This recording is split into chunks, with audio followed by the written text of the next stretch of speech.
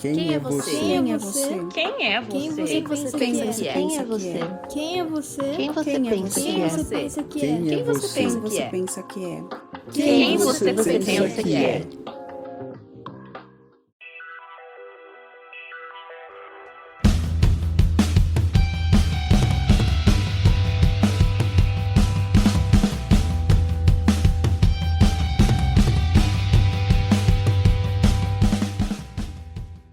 Fala aí, pessoas! Eu sou o Ricardo e esse é mais um episódio do Quem Você Pensa Que É podcast, um podcast de personalidade. E vejam só vocês que absurdo, um podcast com inclinações filosóficas. Olha isso, né? Então você, amiguinho, que escolheu a gente no agregador, porque viu esse nome e pensou, cara, com esse nome, esse podcast vai ser só de barraco, fofoca, tiro e porrada e bomba. E, infelizmente, eu vou ser obrigado a começar o episódio citando para você esse grande filósofo contemporâneo, Rogerinho do Ingá. Achou errado o otário. Brincadeira, gente. Na verdade, o conceito desse podcast, a ideia toda por trás, é uma tentativa de entender as pessoas e entender a personalidade, né? O que faz você ser você do jeito que você é, sabe? O que fez você ir se tornando a pessoa que você é hoje, né? E é um exercício que eu faço no intuito de entender eu mesmo também no meio do rolê e de repente influenciar mais uma galera a fazer esse exercício junto, né? Sabe? Fazer uma investigação, né? Estava conversando com um psicanalista em um episódio anterior e em certo momento ele falou sobre quem não tem uma noção clara do porquê faz as suas escolhas na vida, provavelmente tá vivendo pela escolha de outras pessoas, sabe? Tá dando a vida para outro rolê que não é o seu. E pode ser que às vezes seja tarde para descobrir, né? Se descobrir antes, beleza, né? Pode ser que você vai descobrir lá no fim do rolê, lá na vida, que você viveu a vida inteira sem fazer uma escolha sua de verdade, sem viver o que você queria viver, não é? E para esse episódio, cara, eu convidei uma pessoa que eu acho que nesse sentido tá muito suave, velho, porque pra mim é uma pessoa que vive a vida mesmo e, escolhe as coisas mais aleatórias e ela saiu daqui de Osasco, né, do mundo mágico de Oz, pra dominar o mundo, né? Cara, eu vou chamar agora pra trocar essa ideia com a gente a Wonder Vani. Fala aí, Vani, dá um oi pro pessoal. Oi, galera, tudo bom? Pra quem não me conhece, meu nome é Vanessa, né? Eu tive uma ótima introdução, adoro quando as pessoas lembram que eu vim de Osasco, que eu tenho um orgulho da minha cidade. Mas a galera me conhece como, na internet, principalmente, como Wonder Vani, mas a galera de Osasco, do rolê e tal, me conhece como Vani. Me chame do que quiser, pode chamar até de doida, que é isso aí. Então vamos começar, Vani? Eu tenho tentado fazer uma brincadeira aqui no começo da conversa, só de dar uma esquentada, sabe? Só engatilhar a conversa, né? É uma pergunta que, assim, às vezes revela mais do que outras que parecem mais, né, mais reveladoras, né? Porque vai falar, às vezes, de algum tema que a pessoa não está muito acostumada a falar, sabe? Mas é uma brincadeira, então, um negócio suave, né? Eu queria começar perguntando para você se você tem algum guilty pleasure, que é aquela coisa que é tosca, que você sabe que é tosca, mas você curte mesmo assim, sabe? Às vezes você tem até vergonha de falar, olha, eu curto esse rolê e tal, às vezes não, mas eu quero uma parada assim, que você, cara, essa parada é tosca, eu não sei porque eu curto, mas eu não consigo parar de curtir. Você consegue falar assim? Tenho, que faz, é praticamente uma das dimensões da minha personalidade, quadrinho. É um bagulho, que muita gente acha tosco, né? Tá na moda ter o filme e tudo mais, mas, assim, eu cresci com isso. É como eu aprendi a ler, escrever, e até, assim, tem muita coisa que eu aprendi dali, que me ajudou em muitas coisas a navegar pelo mundo. Mas tem muita coisa que, tipo, não faz sentido, porque é fantasia, né? Não existe essas coisas. Mas, tipo, ao mesmo tempo, são esses super-heróis baseados em pessoas, né? E tem muitas outras coisas que, com o tempo, depois, eu comecei a ver que, tipo... eu não queria ser vinculado com isso daí. Então, eu tento pelo menos achar a parte boa e tudo mais, mas o meu guilty pleasure é história em quadrinho. Eu ainda não consigo parar, eu tô sempre lendo, algum acompanhando. Não compro mais... Mas tô sempre, tipo, vendo gratuitamente, assim, procurando na internet. Enfim, porque é uma grande indústria que eu não quero ficar mais contribuindo com dinheiro nem nada. E aí eu leio, mas eu leio de terceiras formas. Certo, tá certo. O importante é ler, né? É bom que você ainda não tá ajudando o pessoal a ficar mais rico nas nossas costas, né? Tem isso também. É um bagulho que, tipo assim, desse último ano pra cá, eu doei muita coisa que eu tinha, tipo, pra caramba. Tem algumas outras coisas, assim, que são mais pelo vínculo emocional, porque foram presentes, né, que eu ganhei de amigos meus e tal. Tipo, as coisas que eu ainda tenho aqui, assim, que aparecem até aqui no fundo e tal. E tem outras guardadas, tem algumas edições de quadrinhos que eu tenho, assim, que são uma coleção muito rara, assim, e tal. Mas acho que eu amadureci tanto nesses últimos 2-3 anos, assim, que eu me desapeguei e deixei ir. Mas, tipo, ainda tem muita coisa, tipo, meu braço tatuado ainda com a coisa de quadrinho e tudo mais, mas... É que me falou, um guilty pleasure, né? É um bagulho que, tipo, me dá prazer de ler, porque eu gosto muito de ler, eu tenho uma mente muito criativa, muito visual, tipo, eu visualizo muitas coisas, então quando eu leio história em quadrinhos, tipo, eu imagino coisas além da minha cabeça, assim, tal. Então, às vezes meu momento de distração. Tipo, o pessoal gosta de videogame, sabe? De ficar jogando, eu não consigo jogar videogame, mas eu consigo ler vários quadrinhos uns seguidos do outro, porque é um bagulho que eu gosto, eu cresci fazendo isso, virou um negócio que é muito, muito eu, que é natural, como acordar e escovar os dentes. Da hora, pô, é da hora isso aí. E na verdade eu acho que a parte do guilt aí, quando se trata de quadrinhos, é porque ainda mesmo com todo esse hype dos filmes, né, de super-herói, eu acho que ele ainda é um tanto quanto marginal, né? Tipo, parece que é uma coisa mais do nerd raiz do CDF mesmo, né? Eu cansei de ver esse pessoal que tipo, influenciador de cultura nerd, geek e tal... discutindo sobre filmes, quando alguém fala, não, mas no quadrinho não era assim. Os caras só falta linchar o maluco, mano. Tipo, seu nerd do caramba, é uma coisa assim, mano. Olha, eu não vou negar, assim, eu tenho meu perfil que sou eu, a persona, mas eu tenho vários outros perfis não é fakes, tipo, é fake, porque eu tô me escondendo atrás do bagulho. Que aí eu dou minha opinião mesmo, de nerd chata mesmo, que lê os bagulho. Mas eu não quero essa fama atrelada a eu, entendeu? Porque, tipo, todo mundo já sabe, eu nunca comento essas coisas. Agora já era. Algo que eu não comento, eu não fico comentando na minha conta, nem nada. Tipo, um negócio assim, que como eu falei, é o guilty pleasure. Tipo, um negócio que eu tô contando pra você aqui, mas eu não falo isso na internet lá. Quem vai saber é quem vai ouvir teu podcast. Mas eu sinceramente, tipo, eu olho pra mim e fico, nossa, como você é ridícula. Nada a ver, pô, é da hora quadrinhos. Sabe aqueles velhos que tinha... Velho não, né? Sabe aquela época da galeria do rock? Que eu tive minha fase emo. Então, quando eu ia lá, apareciam os caras, tipo, chato pra caramba, tipo, te intimando, perguntando as coisas. Eu me sinto esses caras chatos agora. Eu me sinto exatamente como eles são. Você não é digno de entrar no clube dos quadrinhos. Saia já daqui, eu sou uma hipócrita. Ai, que barato. Mas ó, só um ponto pra terminar aqui. Esses perfis que eu tenho, eles são perfis masculinos, porque se eu falar com um perfil feminino, ninguém me dá credibilidade. Eu já faço isso há muitos anos já. Tipo, eu tô revelando coisas da minha vida aqui nesse podcast. Essa é a ideia, pô. Mas tem esse rolê todo que você falou mesmo, cara, a mulher tipo, cara, ela é mais hostilizada nesses rolês de nerd, né, de geek, né? Se eu falar as coisas que eu tenho pra falar com o meu perfil original, o pessoal vai lá atrás de todos os detalhes da minha vida, vão tentar fazer eu perder meu emprego e tudo mais. Agora com perfil anônimo, eu posso falar o que eu quiser. Você vai achar de onde, meu filho? Você não sabe quem eu sou. E a segunda pergunta desse esquenta aqui, que é só pra gente começar a nossa conversa, é o contrário da primeira, no caso. Eu quero saber uma coisa que todo mundo acha hype, absurdo, e você fala, mano, eu não quero ver essa parada na minha frente nem pintado de ouro, tá ligado? Tipo assim, não suporto isso, mas tá todo mundo jogando lá no céu como se fosse a coisa mais maravilhosa. Nossa, ai, caralho, é uma pergunta boa. Acho que criptomoeda, cara. Pode crer.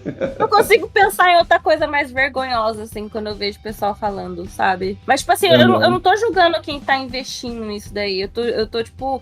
Mas o pessoal que criou um lifestyle disso, sabe? Tem o pessoal que virou coach, que tem, tipo, isso. Sim. É esse mundo aí. É o que eu vejo o pessoal, tipo, super orgulhoso disso aí. Eu olho e fico, tipo, cringe. Sim, mas tem é bizarro, né? Mas tem um lance que eu acho que é dessa época que a gente vive, que tudo tem os mais vergonhosos, como a criptomoeda, que nem você disse, mas parece que, tipo, todo mundo quer endeusar a sua área de interesse, né? Tem um negócio do tipo de jogar no altar, né? E adorar o negócio como se fosse a última maravilha do mundo, e se você não gosta ou não concorda, cara, você é um idiota que não sabe o que tá falando, né?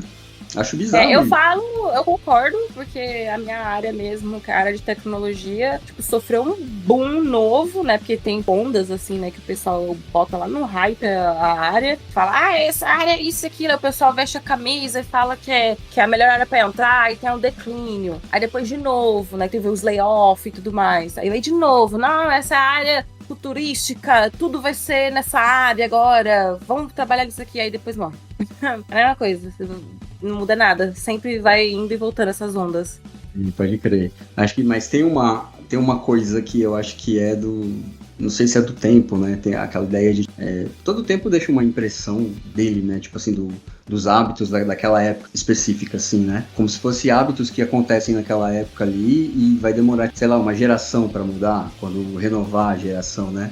E eu tenho a impressão que hoje, cara, quase tudo é motivo de endeusamento se você gosta, sabe? Se você que é fã do latino, cara, você vai jogar ele lá no céu como se fosse o filho de Deus, né? Coisa do tipo, né? Sabe por que hoje em dia parece que tá 30 vezes pior do que era antes? Porque a gente tem internet, então todo mundo que sente que tem opinião, ela vai expor, então isso amplifica. E aí vem essa sensação do fenômeno buzzword, por exemplo. Toda vez que alguma palavra tá, tipo, todo mundo falando sobre aquilo ali, que é sobre um assunto específico, por exemplo, AI, um ótimo exemplo. E aí o pessoal quer, tipo, inflar, tipo, fala, essa minha área é a melhor de todas. Você que não gosta disso aqui, você não sabe de nada, você é um lixo, aí vai, fica os ataques. Porque hoje em dia as pessoas têm mais acesso à internet do que nunca tiveram na vida. E ainda assim, tem muitos lugares que ainda não chegou, né? Mas comparado a alguns anos atrás, as pessoas têm mais acesso à internet hoje em dia, principalmente para rede social. Então, por isso que tem essa sensação de que, nossa, tá pior. Mas sempre teve isso. É porque a gente não tinha tanto contato, assim, com pessoas falando sobre a mesma coisa, vindas de diferentes direções. E hoje em dia a gente consegue. A gente consegue ver gente dos Estados Unidos falando sobre isso na nossa timeline. A gente consegue ver gente daí do Brasil. Enfim, aí para dar essa sensação que, tipo, nossa, caramba, mas na época também, só que as pessoas não se comunicavam, mas elas entre si, ali onde tá a bolha dela ali, da onde ela se socializa, também as pessoas provavelmente estavam falando sobre aquilo, um certo assunto. E aí, só que não sentia que parecia que era tanta gente quanto é hoje em dia. Essa opinião antigamente que ia morrer no bar, né? Agora todo mundo vai ver, né? Exatamente, morria no bar, exatamente. É aquela frase, né? Que acontece em Las Vegas, fica em Las Vegas, não fica mais. Nem a pau. Verdade. Cara, eu queria voltar com você um pouquinho pra entender mesmo a cabeça da Vani, que pra mim é intrigante pra dizer o mínimo. Eu queria perguntar pra você.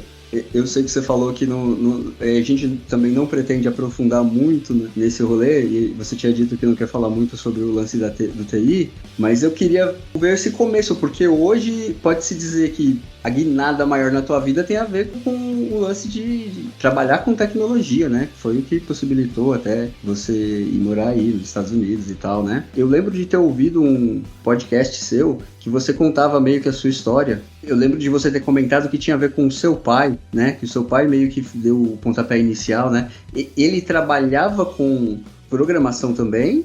Ou ele só tinha um computador? Como que era o rolê? Porque tem um monte de gente que tinha computador na infância, mas parou ali, tá ligado? Eu gosto da tecnologia, gosto do programinha novo, mas aí, daí, pro salto de programar e de entender, né, como funciona tudo, uma outra história, né? Então eu queria saber aonde começa esse seu interesse. Então, meu pai, ele é programador. Meu pai e minha mãe ambos são do Nordeste, mas eles foram se conhecer em São Paulo, né? Minha mãe, infelizmente, teve que só trabalhar com o que podia, que era trabalhar com limpeza. E meu pai conseguiu investir na carreira, né? Eu nunca morei junto com meu pai. Eu fui criada pela minha mãe e pela minha avó, mas meu pai, quando vinha visitar e tudo mais, ele me contava, né, sobre a faculdade. Quando ele estava no exército, ele começou a trabalhar meio que na área de inteligência e tecnologia do exército brasileiro, ali, da célula que ele estava ali, acho que em São Paulo, e todo mundo falava que ele tinha talento com isso, e ele trabalhava, como que era o nome dessa porcaria? Eu nem vou lembrar aqui o nome disso daí que ele trabalhava, que faz muito tempo, mas tem no meu podcast, eu comento sobre isso tudo. E aí ele saiu de lá porque todo mundo falou que você tá perdendo o seu talento aqui, vai investir na sua carreira. Ele fez faculdade, inclusive ele teve aula com um professor que deu aula pra mim depois, numa outra faculdade. Então, meu pai, acho que ele fez tecnologia e engenharia de software, alguma coisa assim. Até postei esses dias também uma foto, teria que repostar de novo, né, porque meu Twitter foi banido, a carteirinha do meu pai, que ele tinha e tudo mais do ano. Então, eu tenho poucas memórias, assim, de infância do meu pai, mas as memórias sempre eram bem vívidas, porque eram coisas que me intrigou a criatividade e curiosidade. Então, ele falava desse tal do computador o tempo inteiro, e eu nunca tinha visto um. Até que ele me levou até a casa dele pra mostrar o computador dele, que ele tinha, que ele mesmo montou. E ele viu que eu fiquei super empolgada, que eu gostei muito, e prometeu me dar um, né? E meu pai não tinha tanta grana, assim, nem nada. Eu lembro que ele morava num kitnet minúsculo no centro, porque era perto das empresas que tinham ali de TI e tal. Como ele ganhava pouco, não podia ficar morando muito longe, também não podia morar num lugar muito caro. E eu lembro de ver até o progresso da vida dele, sabe? Cada vez que eu ia visitar ele, tava num apartamento melhor. Então isso ficava vívido. E eu ficava assim, olhava pra minha mãe, ficava coitada, tipo, a gente tá na mesma, sempre. Sempre, sempre, sempre. E aí toda vez que eu vejo meu pai, tá melhor, cada vez melhor, cada vez melhor. No carro, toda vez eu via ele com um carro novo e diferente, eu acho que é o trabalho. Eu ficava assim, eu vou tentar fazer isso daí, vou tentar entender o que meu pai faz. Só que eu não tive muito incentivo, assim, do meu pai, porque eu não via ele tanto, assim. Então ele me deu o meu primeiro computador quando eu tinha uns 10 anos, mais ou menos. Eu morava em Carapicuíba nessa época. E a gente foi na Santa Ifigênia, ele começou a pegar as peças e mostrava, ó, esse daqui é uma placa-mãe, isso aqui é um disco rígido, isso aqui é o gabinete, então você coloca nisso, aí deixa ter esse cabo tal, e aí a gente solda. E aí eu lembro, são memórias, tipo, muito vívidas pra mim, que eu lembro que eu ficava super feliz, super contente de saber as coisas que ele fazia, e eu achava, tipo, alienígena aquilo dali, queria entender. Quando ele me deu o meu, eu aprendi a mexer nele, assim, de cabo a rabo, desmontar ele, montar ele inteiro. Ele me deu o manual que ele imprimiu, ele inteiro do Windows 98, eu li aquela porra inteira, comecei a mexer da linha de comando, MS-DOS, ficava mexendo, fazendo um programinha. Ele falava, eu até aprendi a fazer uma calculadorazinha ali. Então, desde muito nova. E na época, ó, eu sou de 92, então na época eu tinha uns 11 anos, mais ou menos. Foi quando eu lembro vividamente. Na época eu notei que começou a abrir várias escolas de informática com nomes vários, tipo, os nomes genéricos, tipo, por exemplo, a que eu estudei era Starbyte. Mas tinha Microlins e outras assim do gênero. Então, primeiro, eu queria fazer um curso para poder aprender a mexer 100% no sistema operacional. E também queria aprender a digitar, tipo, super rápido, assim. Eu falava, eu quero aprender a digitar super rapidão, assim. Eu era uma criança, tipo, eu queria aprender aquilo dali. E assim, como eu venho de uma família super humilde, eu tinha poucos brinquedos em casa e poucas coisas pra fazer. Na internet eu tinha tanto acesso assim. Eu tinha acesso, tipo, no final de semana, porque era de escada. Então, na semana, eu tirava proveito, sei lá, aprendia e brincava com PowerPoint. Eu ficava aprendendo a mexer no Access, essas coisinhas assim. E aí, primeiro, eu queria aprender 100%, queria ficar craque naquilo dali. E aí eu vi que tinha uma escola que tinha na rua de cima da minha casa. Era do lado. E era uma das coisas que a minha avó começou a me... Minha avó cuidava de mim enquanto minha mãe trabalhava. Ela me deu mais liberdade. Porque era só subir a rua e virar a esquina que já tava na escola. Que eu era muito... como um bairro era violento e acontecia... Principalmente naquela época que acontecia... Era meu época de estupradora solta, polícia... saindo em treta com o pessoal do tráfico aqui ali perto. Morava na Vila Marcondes. Então, ali, quando eu fui pra Osasco de volta também, foram épocas que minha avó me protegeu ao máximo, porque a gente via a gente morrendo o tempo inteiro. Então, Era o momento que eu tinha de socializar com as pessoas e falar das nerdices que eu queria falar ali e aprender as coisas. Então, eu lembro de fazer esse curso. E aí eu pensava, um dia eu vou virar instrutora aqui também, né? Eu posso aprender e pedir um trabalho mais na frente com isso daqui. E eu tava, tipo, digitando mó bem, escrevendo os bagulho mó da hora, assim, ficava no Word o dia inteiro escrevendo. Nem sabia que era fanfic, mas era tipo uma fanfic. Eu ficava escrevendo lá, tipo, dos personagens que eu gostava, ficava o dia inteiro lá. Eu falei, nossa, dá pra eu trabalhar no escritório já. Então, eu aprendi e desenvolvi um interesse, um gosto, assim, por influência do meu pai, mas não foi ele exatamente o que me ensinou nada, assim. Ele deu algumas coisas pra eu começar e aí eu me virei com o que eu podia. Tipo, ele me ensinou, por exemplo, a como acessar a internet, né, usando a internet de escada. Tipo, ele me ensinou uma vez e aí nunca mais eu sabia, me virava sozinha. Aprendi a quando usar em determinados horários que não ia prejudicar a conta da minha casa, porque era minha mãe que me pagava e eu não queria trazer um problema pra dentro de casa. Eu sabia que ela não ia ter condições de pagar uma conta altíssima. E aí eu fiquei mó boa nisso e é um negócio que é natural pra mim, né? Que eu sou de 92, eu acho que muita gente talvez se identifique também. Foi praticamente esse meu pontapé, né? E aí o que talvez foi um precursor ou algo que me me fez ter um gosto também, eu querer aprender a programação, foi que eu tinha blogs.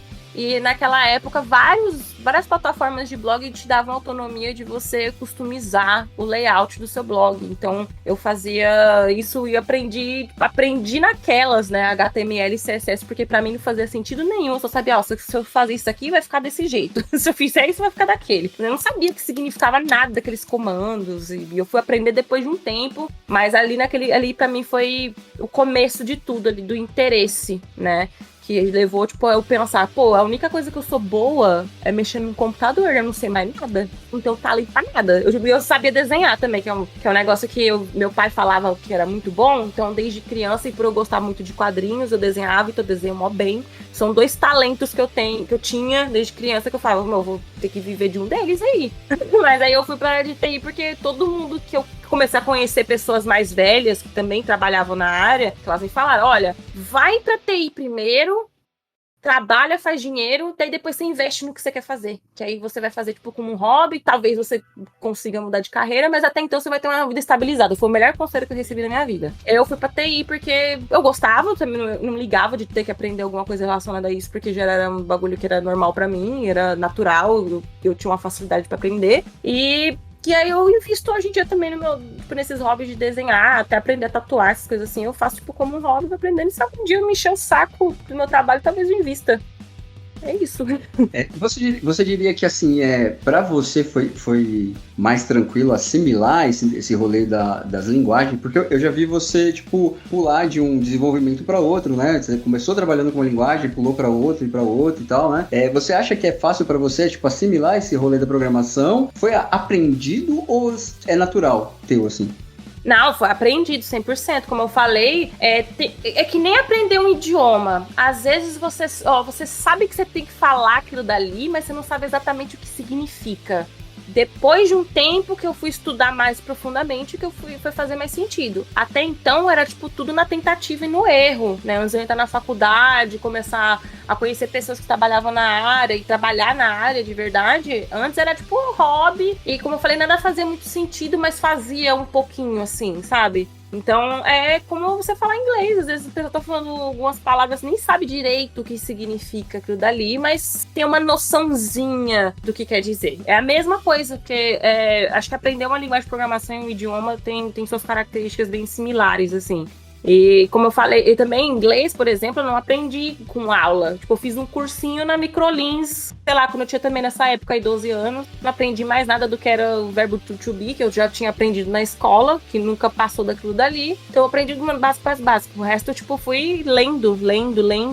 A programação é isso, é você passar o dia inteiro lendo. Em inglês foi a mesma coisa. Eu peguei, meu pai me deu um livro que era tipo, enorme, assim, acho que era uma edição do Michelin. Eu li quase metade daquilo dali. Tanto que eu sabia várias palavras, mas eu não sabia pronunciar. só memorizar. Mesma coisa. Eu sei, eu vejo isso na minha cabeça, mas eu não sei exatamente o que isso significa, mas eu sei que eu deveria usar isso daqui no momento. Programação é a mesma coisa. Então, eu aprendo às vezes lendo e às vezes eu aprendo tentando mesmo. Vai lá, eu já tenho uma noção, já vou jogando comando e vou vendo o que acontece. É isso porque, assim, eu já tentei algumas vezes fazer curso de programação, de desenvolvimento. Eu fiz um ano da FATEC lá de Carapicuíba, né, de desenvolvimento de jogos, mas, cara, eu simplesmente não consigo assimilar, velho. Não consigo, sabe? O que me fez parar com a FATEC foi, tipo, olhar todo mundo entendendo na sala e eu falando, mano, eu não sei nem o que tá acontecendo aqui, tá ligado? Todo mundo, tipo, não, faz isso, faz aquilo. E eu, mano, o que tá rolando? Tipo assim... Então, tem umas falas capacitistas, né, que falam que, tipo, não é pra qualquer um, nem nada. É porque cada pessoa tem um jeito diferente de aprender algo. Em teoria, todo mundo é capaz de aprender qualquer coisa. Mas a forma como essa pessoa vai aprender e o tempo que essa pessoa vai aprender é que depende de uma pessoa pra outra. Eu tenho dificuldade de assimilar algumas coisas assim, porque não faz sentido nenhum. Tudo que envolve muita matemática, às vezes, enrosca muito a minha cabeça e eu demoro um pouco a mais pra poder aprender, mas eu aprendo. Eu já cheguei a achar que eu tinha descalculia, porque eu ficava tipo, mano, não entendo isso aqui. Mas é persistência mesmo. É algo tipo assim, quanto mais difícil o negócio fica, mais emputecido eu fico e mais eu falo, não vou parar até eu entender essa merda. Vai levar, tipo, semanas, mas eu vou entender. Uma hora vai fazer sentido. E faz. Às vezes tem coisas assim. Um dia eu vou colocar numa lista, numa thread no Twitter, as coisas mais difíceis que eu aprendi. Porque realmente, tipo, às vezes eu fico pensando, será que é assim difícil para outras pessoas também? Ou é só pra mim, que eu sou lerda? Mas tem coisa que eu aprendo assim, super rápido, e tem outras que são super simples, nem são tão complexas assim, que, tipo, não faz sentido nenhum na minha cabeça. Isso pra mim é um mistério do cérebro humano. Mas é na insistência. Às vezes uma pessoa tem uma didática super boa para um certo grupo de pessoas. E às vezes essa pessoa não tem a didática certa para um determinado grupo de pessoas. Então, numa faculdade é difícil realmente acompanhar. Eu sofri muito quando eu fui fazer faculdade. Eu ia fazer praticamente 2, né? Mas eu tranquei uma no meio. Eu já tava, tipo, na metade da faculdade eu tranquei pra fazer algo mais específico, que eu me encontrei na área de TI. Tem gente que não se encontra até terminar a faculdade, eu me encontrei, eu falei, não vou perder meu tempo, eu vou fazer outra. Aí eu vi a gente aprendendo um negócio que pra mim era um bicho de 7 cabeças, eu ficava, caramba, como assim?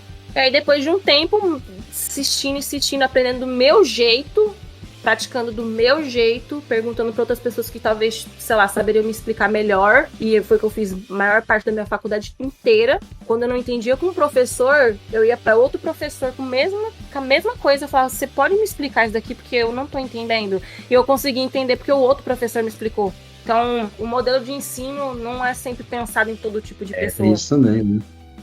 Isso aí acontece em vários lugares. O pessoal que tem certos níveis de autismo também, né? Que é um espectro e tal. Nem todo mundo experiencia isso do mesmo jeito. Mesmo jeito que o TDAH, que eu tenho um TDAH. Eu tenho um certo nível, que é como eu falei, o TDAH também é um espectro. Tem pessoas que sentem isso de um jeito muito mais forte do que eu sinto. E às vezes para outra pessoa é mais forte do que é para mim. E eu aprendi que tem certos modelos de estudo que funcionam para mim, que não funcionam para outras pessoas, e outros que não funcionam para mim. E hoje em dia eu já vou direto ao ponto e tento estudar da maneira que eu gosto de estudar. Então por isso que eu tô sempre aprendendo uma linguagem de programação nova, porque hoje eu aprendi como estudar da maneira que eu aprendo.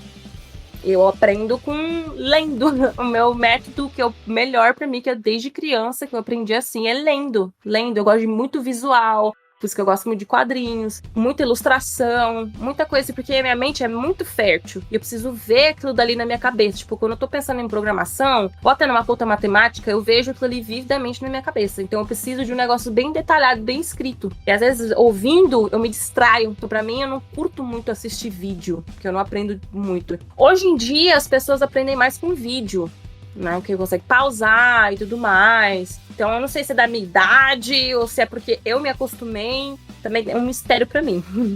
Aqui tentar descobrir, né, esse mistério da cabeça aqui, né? Pra mim, tudo que é relacionado mais com mente, sabe? Pode-se dizer mais com o rolê de humanas, cara, eu assimilo, sabe, com muito mais facilidade do que exige uma exatidão, igual programação que tem, aquele rolê da exatidão você esqueceu um ponto e vírgula, fudeu, não roda a tua parada lá, né?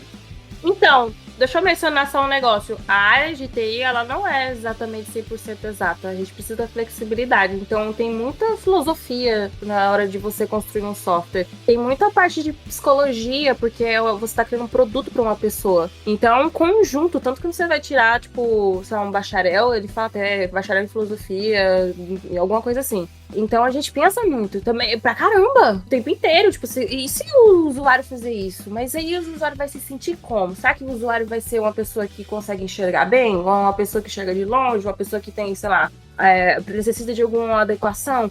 É muita coisa que envolve no processo de você criar um produto para um usuário. Então, eu gosto pra caramba dessa área por causa disso também.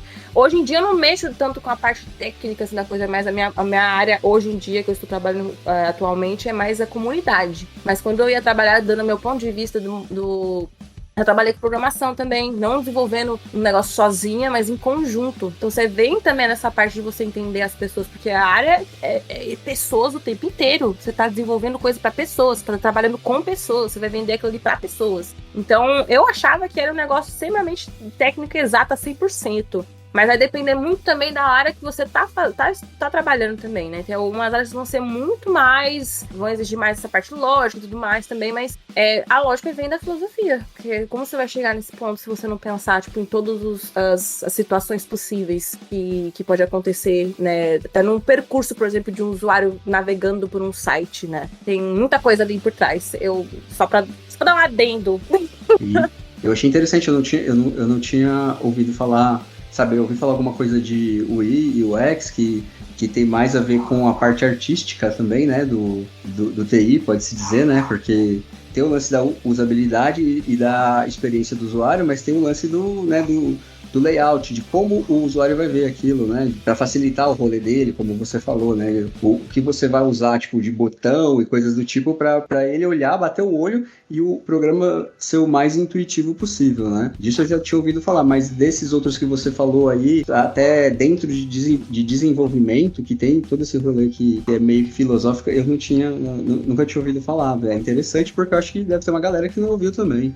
Não tem. E eu escuto sempre o pessoal falando que é um programador medíocre. Pra mim, um programador medíocre é o programador que só pensa na parte técnica. Tipo, você tá construindo esse software pra quê? É por isso que acontecem coisas, por exemplo, que mudam, não impactam. A partir daquele ponto ali, daquele momento canônico pra frente, as coisas vão ser diferentes. Só que elas não pensaram 100% em como aquilo ia afetar os usuários.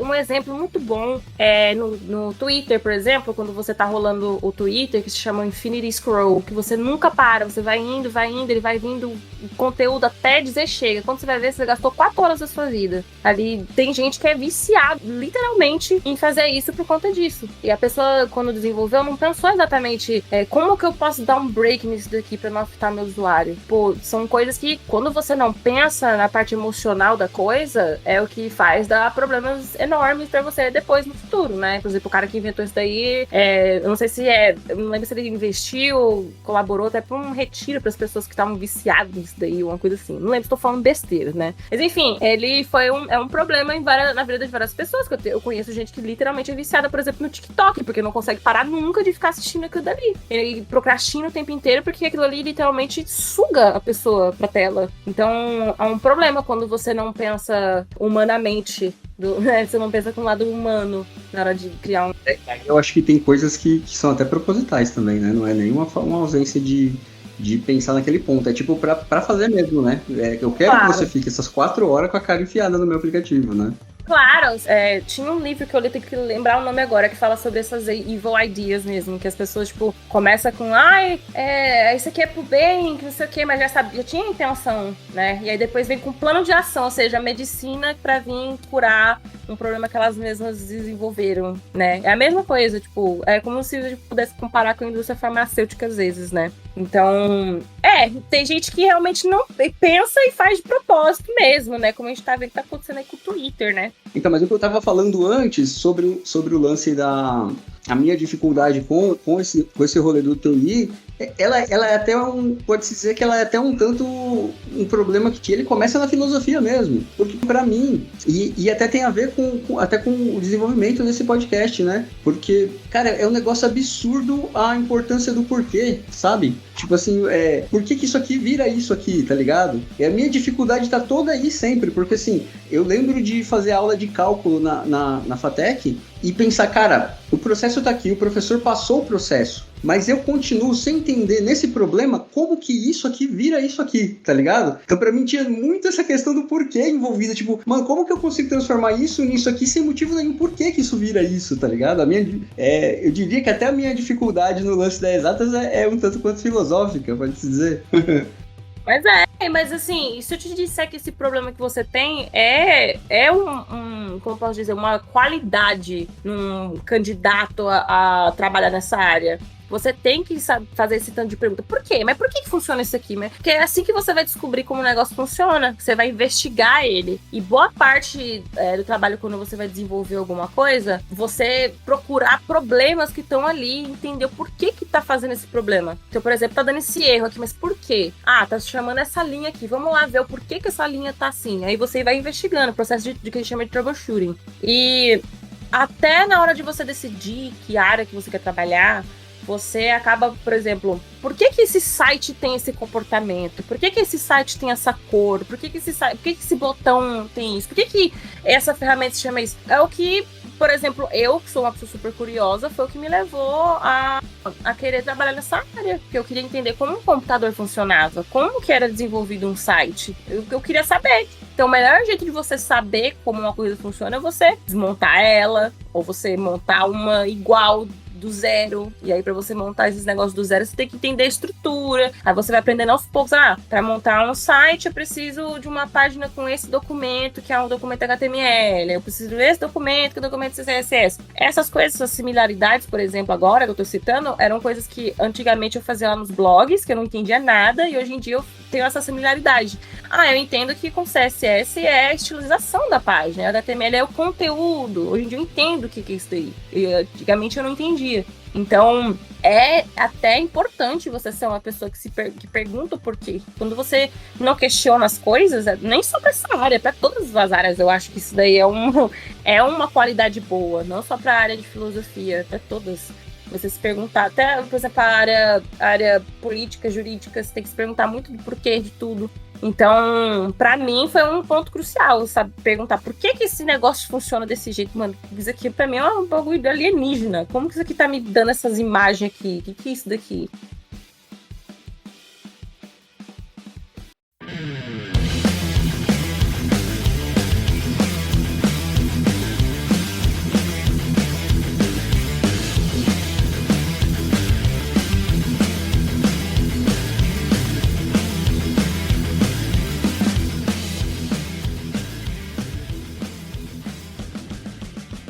Eu queria puxar um pouco o lance da música, cara, porque eu conheci você por conta dos rolês de hardcore, que você tava colando sempre nos bagulho do Question, né, dos negócios assim, né? Se eu não me engano, eu conheci você no começo do Facebook, tá ligado? Assim que eu entrei no Facebook, eu tava, tipo, mudando pra cá. Eu moro em Osasco também, né? Então eu tava mudando pra cá, pra Osasco, né? E eu saí procurando, tipo, rolê de Osasco, né? Um grupo que fazia esses rolês, aonde tinha e tal. Na época eu tinha uma banda, eu também queria ver se tinha algum pico pra tocar também, coisa assim, né? E eu lembro de ter te conhecido lá. E eu lembro de ter te conhecido exclusivamente porque você tava sempre no rolê do hardcore lá, né? Sempre colando nas bandas, e era sempre um rolê mais pro underground, né? Você lembra do grupinho de meninas que eu tinha na época, Murasaki? Sim. Porra, isso daí, ó, pra falar de personalidade, não tem nem como não citar essa fase, porque é uma das coisas que me moldaram como pessoa, né?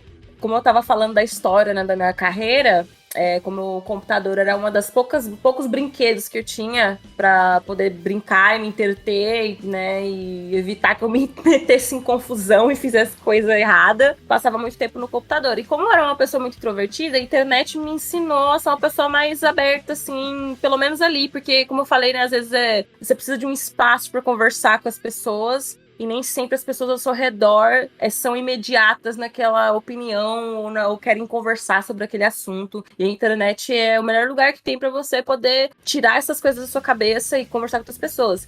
E pra mim foi muito fundamental na minha adolescência, porque senão eu tinha me isolado total do mundo, eu não ia saber como me interagir com as pessoas. Então eu fazia muito parte de comunidades na internet, né? Quando eu acessava a internet, eu sempre ia lá. Então eu participava muito de comunidade de música, porque eu comecei a ouvir músicas, tipo, principalmente rock, assim, por causa de um tio meu. Na verdade, ele é um primo de segundo grau, lá de Carapicuíba. Ele tinha uma banda. Esqueci o nome agora da banda, tenho que lembrar depois, porque eu tinha que mencionar aqui. Timbaúra é o nome da banda, que era uma bandinha de metal que ele tinha. Ele ouvia muito new metal naquela época. E eu achava mó da hora. Ele tinha um monte de tatuagem. Então eu olhava e falava, caramba, meu, você é muito diferente. Porque eu já sentia dentro de mim que eu era diferente de alguma maneira. De alguma maneira eu já olhava pra algumas coisas. Como eu falei, eu sempre tive essa mentalidade de perguntar muito. Por quê? Por quê? Questionar tudo, assim. Então, quando eu comecei a ouvir essas músicas, eu não conseguia entender o que eles estavam falando. Eu queria entender, por que eles estão falando isso aqui? Foi até que me despertou o interesse de aprender a falar inglês.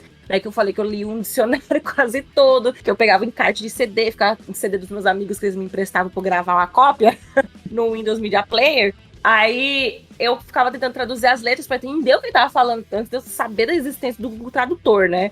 Então, aquilo dali, aquele mundo, aquela música pesada, meio rápida, assim. Eu, como era uma criança muito agitada, aquela música, ao mesmo tempo que parecia que me balançava no mesmo ritmo que minha mente era, me acalmava de uma maneira, sabe? Porque eu senti, tipo, caramba, eu gosto disso aqui, tipo, me faz me sentir concentrada e ouvir aquilo dali. Por exemplo, eu ouvia muito Korn, Linkin Park, Limp Bizkit, todas essas bandas new metal daquela época que tava explodido ali na MTV. O meu tio gostava muito dessas bandas, também gostava muito de metal. Então, Metallica, tudo isso aqui eu fui apresentada quando eu tinha essa idade, tipo, uns 10, 11 anos, assim. Então eu pirava, eu achava que aquilo ali combinava comigo, porque todo mundo ouvia, sei lá, sertanejo, Ruge, tudo que tava ali popular. Eu ouvia, assim, dançava tal, pra tentar, né, fazer parte ali do pessoal, pra não ser a rejeitada da turma, né, e como eu sempre fui a palhacinha, né, então eu ficava lá dançando com o pessoal, mas eu não sentia que aquilo ali me representava, não era uma música que eu ficava, nossa, caramba, isso aqui sabe, eu gosto disso aqui. Ouvia uns pagodes, um samba, porque era o que a minha família ouvia. Eu gosto também, até hoje, escuto e tal. Os forró também, mas ainda assim não era aquilo dali que combinava e tal. Tipo, eu não tô falando que é ruim nem nada, que eu odeio, porque eu não odeio. É o que me formou ali, que eu ouvia com as minhas primas e tudo mais. Mas quando o meu tio me expôs pra aquilo dali, e quando eu descobri que a MTV existia, eu comecei a assistir muito aquilo ali e ver muito, sei lá, aquele mundo ali. Eu falava, me sinto representado, eu quero me vestir desse jeito, eu acho lindo, eu acho foda. Aquela visão da criança empolgada, sabe? Então eu não tinha muita noção do que era estilo, gênero musical, eu não sabia que tinha tudo isso porque eu era uma criança ainda, né?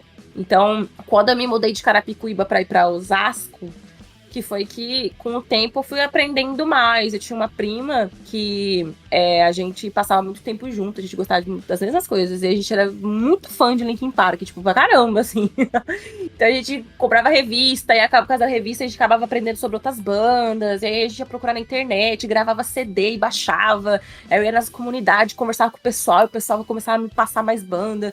E eu lembro que eu montei um blog na época também, né, como eu citei, tipo, de editar e tudo mais, e eu subir uns CDs piratão lá que eu tinha lá, que eu conseguia com alguém, ia repassando. Então eu, tipo, fazia uma parte dessas comunidades no Orkut, era moderadora, eu tava, tipo, percursando o meu trabalho de hoje em dia como community manager, eram as comunidades lá do Orkut, né, foi o que praticamente me preparou pra minha carreira. Então, eu conheci muitas pessoas daquelas comunidades do Orkut, porque ali ao meu redor, por exemplo, em Osasco, Carapicuíba, eu não conhecia ninguém. Por exemplo, eu fui começar a conhecer algumas pessoinhas, assim, na escola, que começou a aparecer um pessoalzinho que gostava de emo, de skate.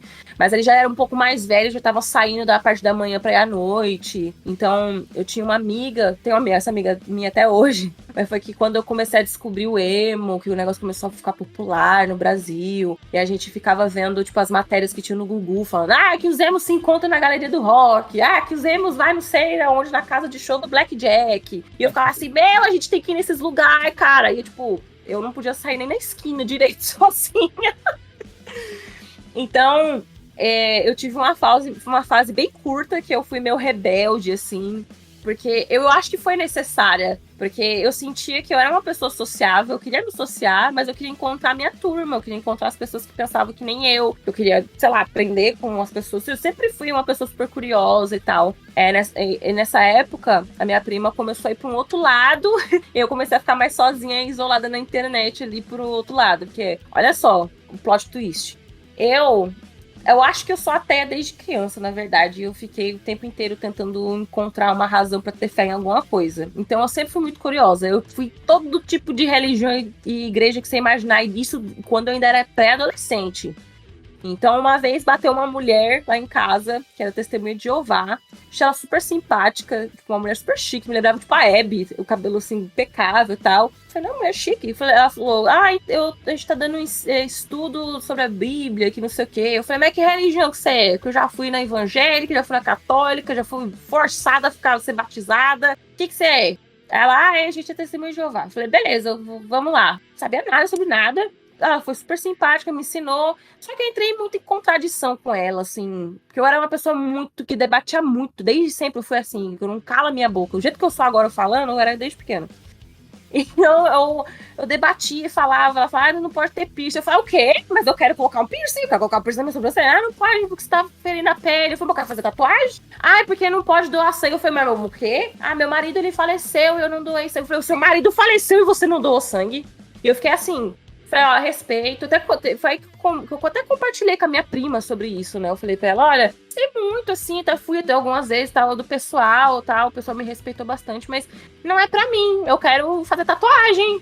Se Deus gosta de mim, ele vai gostar de mim de qualquer jeito. Se minha mãe precisar que eu doe sangue pra ela, eu vou doar. E aí, eu vou pro inferno? Aí, entrei em contradição com isso daí, né? Eu falei, eu respeito. Aí eu falei, expliquei, contei várias coisas, ela ficou super curiosa. Até levei ela um dia. E aí ela virou testemunha de Jeová até hoje. Mas eu amo ela demais. Mas ela é outra pessoa hoje em dia. Tipo, as ideias rockistas que a gente tinha lá, é outra pessoa. Não, e às vezes eu fico assim, meu Deus, será que foi eu conhecer ela? Nunca vou saber. Eu acho que não tenho poder sobre isso. Enfim, voltando ao assunto... Eu me afastei dela, né? Fui pro outro caminho, foi uma época que eu sofria bullying pra cacete na escola, porque você imagina, né? Eu era emo, o tanto...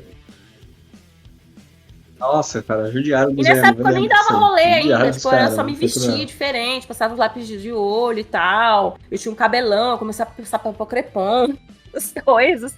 E aí, era diferente, então o pessoal, pegava muito no meu pé, muito, muito. Eu troquei de escola 3 vezes, estudei presidente Altino lá no Alice, estudei como que era o nome? No Peralta, eu estudei praticamente a minha vida toda. Fui pra escola também, não lembro agora qual que era. Escola do Bel, que era lá da minha casa, do meu jardim. E, cara, acho que a única que eu fiquei, assim, mais em paz foi porque eu parei a escola por uns 6 meses, porque eu não tava aguentando mais, tava enlouquecendo. Fiquei 6 meses, assim, largada. Depois eu voltei e pedi pra fazer supletivo. Aí eu consegui fazer, 2 anos em 1.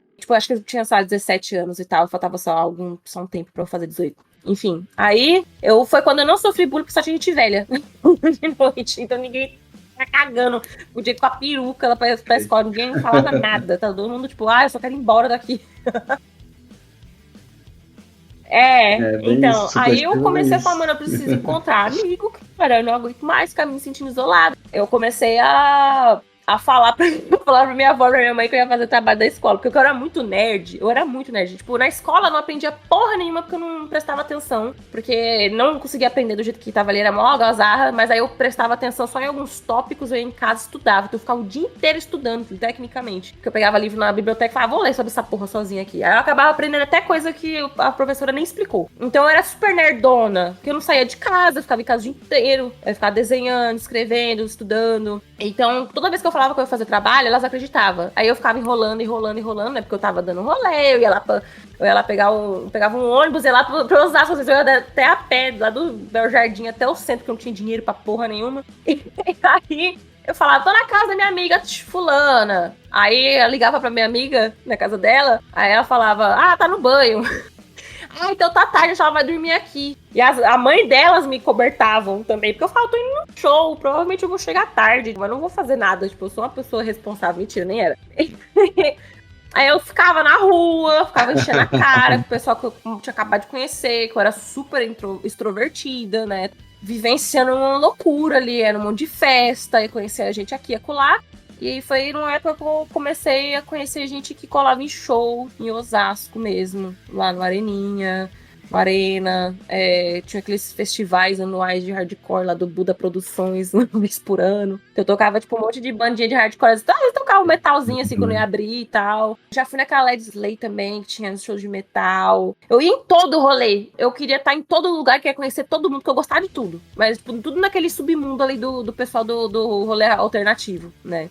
Então, aí veio o Fotolog e tal. Aí eu fiz amizade com uma galera em todo o canto de São Paulo. Aí foi a época que eu comecei a conhecer mais hardcore. Porque eu comecei a ver, tipo, um pessoal punk, assim, e tal. Foi uma época que eu comecei a aprender sobre vegetarianismo. Nossa, vai até várias memórias aqui.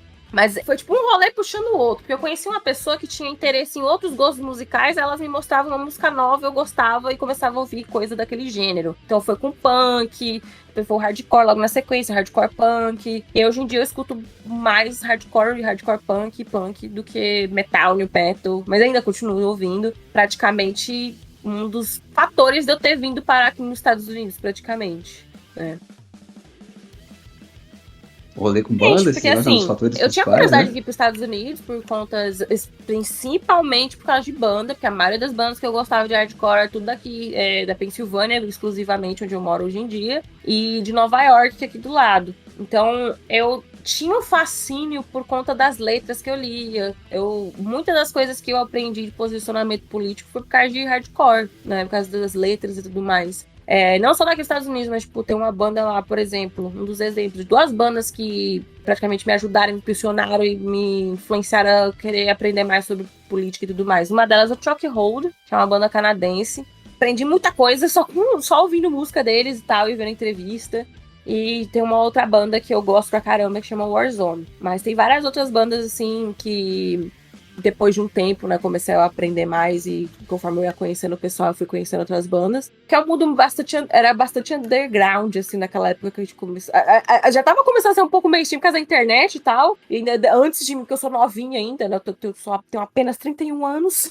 Aí já tava um pouco mais fácil de aprender essas coisas, né? E em São Paulo tinha uma cena forte, assim, naquela época de hardcore, que a gente tinha, por exemplo, Verdurada, que era um rolê que o pessoal era o rolê Stray Edge, e o pessoal que era vegano ia lá e tinha as bandas que cantavam a respeito, o pessoal juntava grana pra alguma ação, explicava sobre veganismo, etc. Aí eu ia bastante nesses rolês, e também em outros rolês paralelos que a gente tinha nessas mesmas casas. Por exemplo, o Verdurada acontecia bastante no Jabaquara, e o Jabaquara era uma... A gente falou Jabaquara, mas o galpão do Jabaquara, que era do lado da estação do Jabaquara. E lá tinha bastante show, que era festival. Então, às vezes tocavam umas bandas de metal, junto com hardcore. Também tinha uns rolês na Zona Leste. Eu colei, acho que todos os cantos extremos de São Paulo pra ver alguma banda.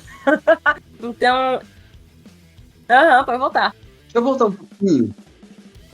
Eu queria perguntar ali, você falou, tipo, de quando você começou a ouvir o som.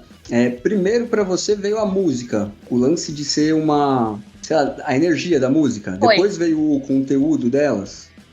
Porque as primeiras que você ouviu, Korn, Linkin Park, cara, tipo, apesar de todo o preconceito da época que elas surgiram, eu vejo elas como uma banda que respondia um anseio de uma galera, tá ligado? Nas letras, entendeu? Porque ali começou esse rolê de falar de trauma, né? O Korn, o Linkin Park e tal, o Papa Roach. E aí tem um pouquinho da galera emo, Good Charlotte, até o Simple Plan, com aquelas mais bonitinhas, mas tipo, tudo umas letras falando sobre relacionamento, trauma na família, sobre depressão e coisa assim, né? Eu acho que teve uma galera que entrou nessas fileiras de curtir esse som por conta disso, porque tipo, mano, tem alguém que me entende, tá ligado? Tem alguém que sabe o que tá rolando. Você falou que tinha rolado um bullying com você também, né? Eu muito pouco, assim, eu pegava no ar alguma referência do que eles estavam falando, né? Porque eu sabia palavras soltas e tal. Então eu sabia que de alguma forma, o som, porque eles colocam a emoção dos caras, tipo, era um negócio totalmente diferente do que tava acontecendo ali ao redor. É um negócio mais agressivo, mais sombrio, mais abafado. Era um som diferente do que era, tipo, por exemplo, o rock do Beatles, ou sei lá, o que tava sendo tocado na época na MTV. Então, não era tão alegre, era mais obscuro. E eu pela história que eu tenho e etc, pelos traumas que eu tenho, que eu não vou ficar abordando aqui, eu me identificava primeiro pelo som, que eu sentia que tinha uma obscuridade ali. E aí depois eu ia procurar saber o que significavam as letras e batia com muita coisa que eu pensava. Tanto que, às vezes, você sente aquela coisa, só que você não sabe colocar isso em palavras. Então, esse processo, essa coisa, tipo, na nossa geração... Não sei se as pessoas hoje em dia fazem isso ainda, deve fazer, sei lá, mas a gente tinha toda essa coisa de se preocupar com as letras das músicas, de ler, pelo menos no rolê ali que eu fazia, o pessoal ali, se importava bastante com a mensagem que ia se passar. Por isso que eu também me identifiquei muito com o rolê punk, hardcore e emo, principalmente, porque era a mensagem que tava passando, a sonoridade me agradava pra caramba, óbvio, que é um negócio, um fator que tem que me agradar musicalmente, mas as letras em si, porque, meu, tinha blog, tinha fotolog, era uma pessoa super emotiva, sempre me expressei muito bem em palavras e tal, então eu escrevia bastante, às vezes eu colocava essas letras de música, porque elas traduziam, que eu não conseguia botar em palavras. Então, o New Metal, sim, o Linkin Park, por exemplo, tipo, tem uma depressão desde muito nova e não sabia o que era depressão. Então, às vezes eu li as letras e eu falo, caramba, mano, tá sentindo na minha cabeça isso daqui, velho. Que bom saber que tem mais pessoas que... Nossa, não que bom por elas, mas, tipo, não saber que eu tô sozinha nessa, né? E é por isso que tem muita gente que é fã, porque também se identificam com as músicas e tal. E tanto que fazia muito parte das comunidades que eu fazia, porque a gente dissertava as letras de música, a gente falava, quando lançava um CD novo, a gente criava um tópico novo lá nas comunidades e ficava falando sobre as músicas, sobre as letras, o que a gente interpretou daquilo dali. Pra mim, isso me ajudou muito no meu processo de amadurecimento como pessoa. Então, foi muito importante tudo, assim, a música pra mim, em todos os pontos da minha vida, mesmo as músicas que, tipo, na época faziam muito sentido pra mim, hoje em dia não faz nada, naquela época foi, tipo, como se fosse um psicólogo pra mim, porque me dava consolo. Às vezes sabe que você tá na fossa, você quer ouvir um negócio assim, até auto guilty pleasure, que eu não deveria nem ouvir mais essa porra, porque, né, a banda foi cancelada, mas tem uma música do Brand New que, mano, tipo, quando eu tô na merda eu tenho que ouvir, porque, tipo, eu falo, pelo menos essa música esse desgraçado escreveu, pelo menos essa música aqui me entende. Aí... Sabe quando você precisa ouvir alguma coisa tipo, que parece que tá falando com a sua dor interna? É isso! Tive essa... Na verdade, assim, eu gosto dessa primeira geração do New Metal aí, os que apareceram primeiro. Eu gosto até hoje. Mas, assim, talvez o meu rolê tenha até um quê de TDAH também. Porque, assim, eu gosto da novidade. Tá ligado? Eu sou muito do rolê de tipo, cara, é diferente, puta que da hora, sabe? E aí pra mim a proposta do New Metal na época era uma junção de coisas, que eu falava, cara, o rock é só aí tipo, esses caras colocam um rap no meio e colocam umas guitarras meio atmosféricas, né? E tem um lance mais de groove, né? Os baixos né? Um lance mais groove e tal, né? Então, em um primeiro momento, pra mim, foi muito esse negócio da novidade, tá ligado? Tipo, nossa, que bagulho diferente. Gostei. Depois que nem vocês, tipo, eu fui aprofundando em conhecer, né? As propostas, eu sou igual letras você. e tal. Eu também, tudo que é diferente, assim, desde pequenininho eu era estranha. Eu gostei do que é estranho, que é diferente, que é, sei lá, inovador, assim. Por isso que eu gosto de tecnologia, porque é sempre uns bagulho diferentão, uns bagulho estranho que ninguém entende porcaria nenhuma e finge que entende. É uma coisa com música. Tanto que eu ouvi muita coisa que na época eu achava, nossa, que louco. E hoje em dia eu falo, meu Deus. Porque aí você vai refinando o seu gosto, né? Tipo, eu não acho que exista nada ruim, porque sempre tem alguém que gosta daquilo dali. É ruim pro nosso ouvido, né? Meu ouvido, tipo, rejeita algumas coisas. Um exemplo. Nossa, eu tive uma fase, tipo, sei lá, foi bem curta, assim, mas foi tipo, uma fase que eu gostava de dubstep. Porque o bagulho era uma barulheira, loucura, assim, pra me lembrar aqueles sonzinhos na internet de escada, sabe? Aí eu achava louco, achava foda. Eu não consigo ouvir essa desgraça. Hoje chega com mim essas merda. O lance das letras, pra mim, bate mais o metalcore, sabe? Tipo, e os primeira geração, né? Tipo, Killswitch Engage. As letras do Killswitch Engage é filosofia, velho. Basicamente é existencialismo ali, né, mano? Lamb of God pra caralho também, né, mano? Acho que tem, talvez, Unearthed também e tal. O All That Remains é muito mais bonitinho, mais relacionamento, né? Briguei com a minha mina e tal, né? Um negocinho meio né? Mas essas da primeira geração, assim, cara, é mais ou menos esse mesmo efeito que você falou do New Metal, assim. É a letra que bate e fala, caraca, mano, ó essa parada que o maluco tá falando, é eu aí.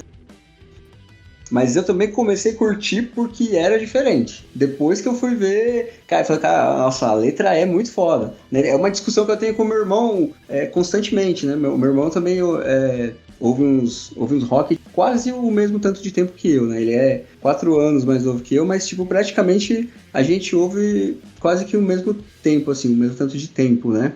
E o meu irmão, ele tem um lance mais tipo, foda-se, é pesado, é da hora, já era, sabe? Só importa isso, tá ligado? E pra mim, uma banda, ela sobe de nível se ela for com o som for foda, né? O som é foda, e aí a letra esse tipo de letra, eu falo, cara, nossa, tá em outro nível. Pra mim subiu mais 5 degraus nessa escada aí, entendeu? Eu sou muito atrelado com esse rolê de entender a mensagem, e se ela for a mensagem do tipo que eu falo, puta, essa mensagem é foda, aí a banda pra mim ela vai pra outro nível, tá ligado? Eu penso também. Primeiro, né, sonoridade, pra mim é crucial. Às vezes a música tem uma letra foda, assim, você fala, cara, mas a música é ruim, sabe? Ruim. Mas, caramba, o cara, sei lá, vamos melhorar isso daí. Aí tem outras que a música é foda, mas você vai ver a letra da música e fala, meu Deus, assim, que bosta é essa que esse cara tá falando? Aí, quando tem a junção, por isso que eu gosto bastante, a maioria das bandas que eu gosto são de hardcore, por causa disso. Porque eu gosto de coisa rápida, porque eu sou uma pessoa acelerada. Então, tô sempre fazendo alguma coisa, como foi o TDAH, tô sempre fazendo 1 milhão de coisas ao mesmo tempo. Então, eu preciso de uma música que me acompanhe aquilo dali. Tipo, não vai me encurtar o passo, mas também não vai me fazer ficar tão mais acelerada, ter um infarto. E casa muito bem, porque as letras das músicas de ódio puro ao sistema, é só isso. E tá tudo certo, tudo tem razão. A maioria. São as poucas pessoas que são acordadas daqui desse país que escreve a respeito da merda e escrotidão que acontece. Então eu aprendi muito sobre esse país aqui, inclusive, por causa disso, que eles começavam a falar nas músicas, né? Por exemplo, a época do Ronald Reagan, por exemplo, é um exemplo crucial para as bandas de punk que tiveram na época, que eles mais escreveram sobre política mesmo. Então era como se fosse uma plataforma, porque eles tinham a comunidade, as pessoas para ouvir, e eles estavam gritando que as pessoas estavam cansadas ali no momento. Então, às vezes eu escuto os negócios e o bagulho tipo, é timeless. A mesma coisa tá acontecendo agora também, cara. Tem banda que falava da época que acontecia, por exemplo, eu não lembro agora o nome, tô esquecendo o nome de tudo hoje. Uma banda que a maioria dos membros são todos gays, e eles falavam bastante da injustiça, de tudo que aconteceu na época que teve a pandemia de AIDS e tudo mais. Eu aprendi muito sobre isso, a da banda canadense que fala sobre aborto e tudo mais, e os direitos da mulher, os direitos dos homossexuais, e eu fiquei assim, caralho, eu penso sobre tudo isso, como é que ninguém tá pensando sobre isso também?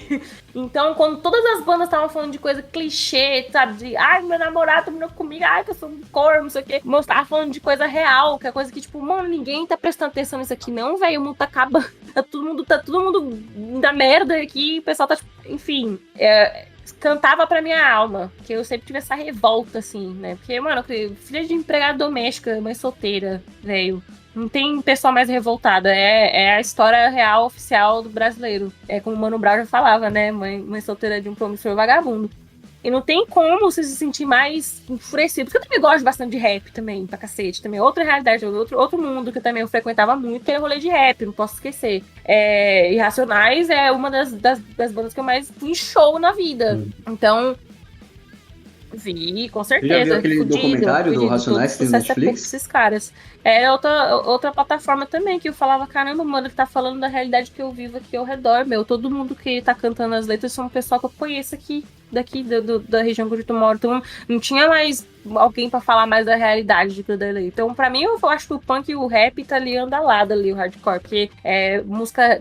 Eu gosto de banda que fala sobre existencialismo pra caralho, porque eu sou uma pessoa que eu filosofo muito sobre isso. Mas... eu gosto muito quando as bandas trazem e falam mesmo da revolta que a gente tem na sociedade hoje em dia, que as pessoas estão tentando suprimir, como se fosse uma plataforma disso daí. E é por isso que eu sou tão investida em política também, por causa disso. Porque não tem como você ficar revoltado com alguma coisa sem você colocar, se você entender por que você tá revoltado. Por que a vida é uma bosta hoje em dia. Enfim. Aí, pra mim, isso foi o crucial pra ser quem eu sou em tudo. E tem um lance seu, cara, que eu acho que tem a ver, talvez, com o rolê do hardcore aí, mas também com a tua história em si, que, cara, pra mim, teu papel ali no Twitter, mano, é um lance muito de consciência de classe, velho, porque, tipo, você tá ali sempre passando a bola pra molecada que tá chegando, né? Pessoal que chega em você pra perguntar desses BO de programação, cara, metade, ou pode-se dizer quase todo mundo que te segue, tava ali, tipo, entrando na área, né? Ou tá aprendendo e tal, e tá. Você tá ali passando essa bola o tempo todo. Pra mim é um lance foda de consciência de classe. Que você podia cagar muito com essa galera e falar, mano, foda-se, essas horas, poderia estar cobrando o né? pessoal, fazendo curso essas horas. Mas eu acho que só uma pessoa que realmente comeu do pão que o diabo amassou e viu pessoas passando por coisas piores do que você e você não ter condições de ajudar naquele momento, sabe o que eu tô falando? E eu sempre incentivo as pessoas, tipo, você chegou lá no topo, tenta ajudar as pessoas a chegar lá também.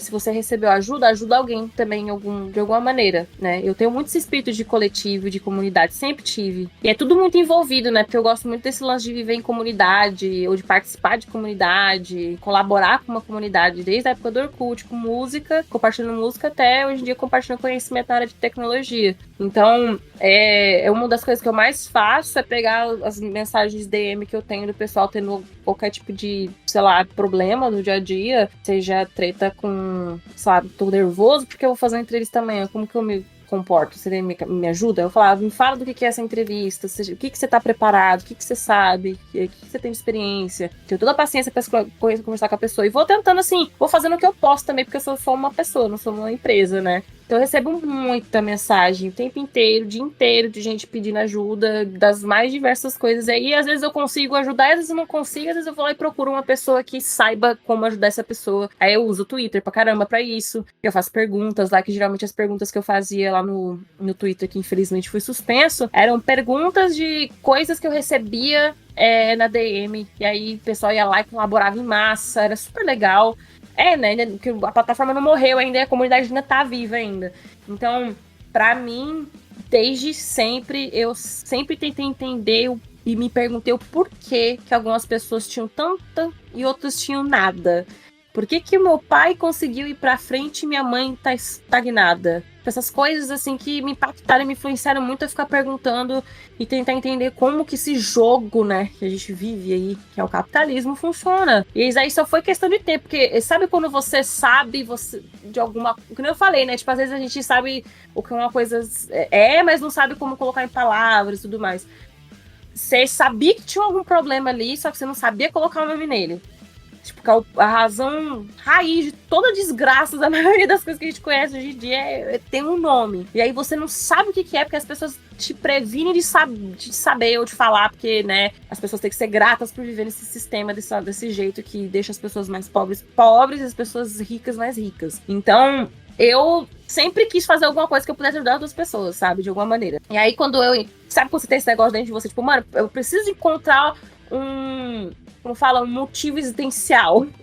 Uma razão de viver. Por que eu tô viva? Pra que eu tô aqui? Já tô aqui contra a minha vontade. Já tô fazendo coisas contra a minha vontade. O que mais me resta? E aí, quando eu entrei na minha carreira, que eu falei, porra, se a gente tá nessa merda desse sistema que a gente precisa fazer dinheiro, então eu vou tentar ajudar as pessoas a fazer uma carreira que talvez levem elas a ajudar elas mesmas e as pessoas que elas gostam, né? Que é a família delas, as pessoas que dependem dela, né? Porque eu entendi que muitas pessoas não vão atrás de algumas coisas. Não é que vão atrás, porque elas são prevenidas de aprender sobre isso. Por exemplo, aprender sobre o que é a área de tecnologia.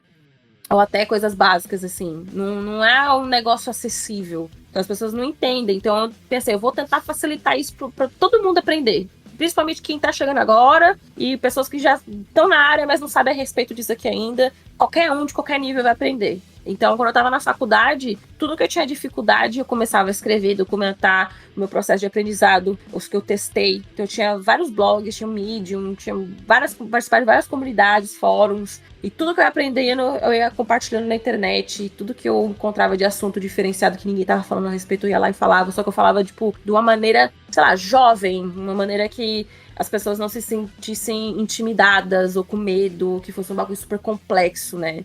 Porque parece que não é fácil, óbvio, é difícil pra caramba, quem já tentou sabe, né, você sabe, mas também não é um bicho de 7 cabeças que só gênio consegue aprender, porque eu não sou um gênio, não tô longe de ser um.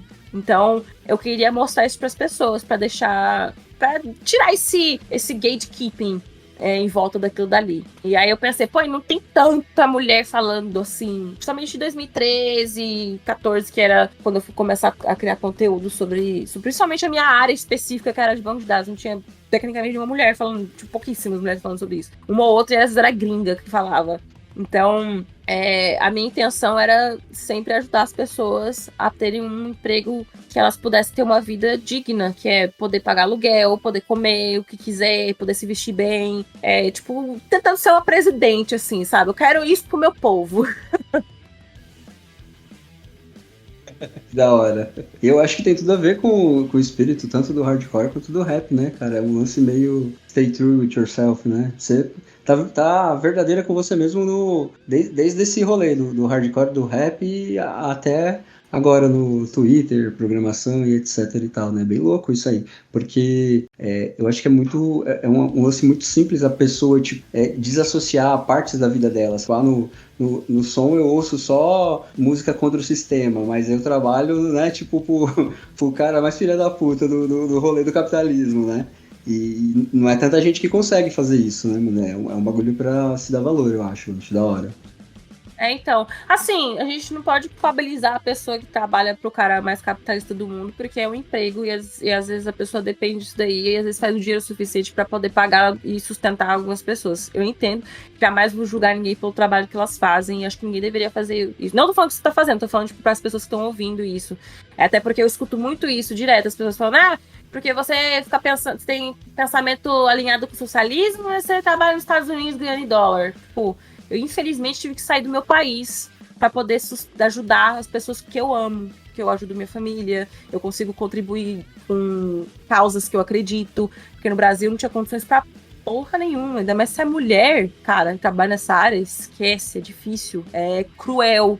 E principalmente na época que eu trabalhava lá, eu não sei como está hoje em dia, mas na época, então eu fiz o que eu tinha que fazer pra ganhar um sustento, né? Porque eu não tô só luxando e nem penso também em acumular riqueza. Não quero ficar rica, não preciso disso. Eu quero o suficiente e o que eu mereço pelo trabalho exercido, que eu acho que todo mundo deveria ganhar o que merece pelo trabalho exercido, né? E ter condições de viver uma vida decente, sem precariedade. É o que eu desejo pra todo mundo. Não, então, na verdade, tipo, eu acho que eu me expressei mal no rolê de trabalha pro mais capitalista. É um lance mais, tipo assim, o cara que curte o rolê mesmo, sabe? Não o cara que tem que trabalhar, mas o cara que curte o rolê de... cara, não, tem muito. Entendeu? Tem cara que, tipo assim, porque eu trabalho pro Twitter, porque eu amo o Elon Musk, o cara é foda. Tipo, uma coisa que, por exemplo, o pessoal que depende do trabalho pra viver aqui nos Estados Unidos, porque às vezes no país tinha uma condição precária de vida e aí mudou a vida e tem uma família que depende, eu entendo o cara que se manteve ali no Twitter, que precisava trabalhar pro cara. Entendo perfeitamente. Sinto muita pena do cara que tem que trabalhar 30 vezes mais pra um arrombado, mas entendo completamente que essa pessoa necessitava. Agora, a pessoa que ficou porque quis, porque tendo outras oportunidades, porque, tipo, ama o cara, é fã, só lamento, não tenho o que falar. Eu, por exemplo, tenho uma sorte do caramba. Não sorte também, porque eu me esforcei pra cacete, mas eu trabalho pra uma empresa que o motivo dela existir é o compartilhamento de conhecimento, que é uma plataforma que eu usei durante muitos anos na minha carreira, que é a Stack Overflow, e eu sinto o mínimo, assim, de orgulho, assim, de trabalhar ali por conta que é um trabalho colaborativo entre a comunidade e as pessoas, porque as pessoas dependem da plataforma para poder, sei lá, destravar numa dúvida que aquilo ali é o trabalho dele, é o ganha-pão dele. Então, eu acho isso nobre, as pessoas que tiram do tempo delas para poder ajudar outras pessoas. Então, eu sou muito feliz trabalhando para uma empresa dessa por conta disso, por causa do modelo de negócio dela e tudo mais. Eu entendo que tem que fazer capital, que tem que gerar dinheiro por conta dos funcionários e tudo mais. Entendo. Mas eu adoraria viver no mundo que eu não precisasse ter que trabalhar e me matar para ter o mínimo. É isso que eu acredito hoje em dia.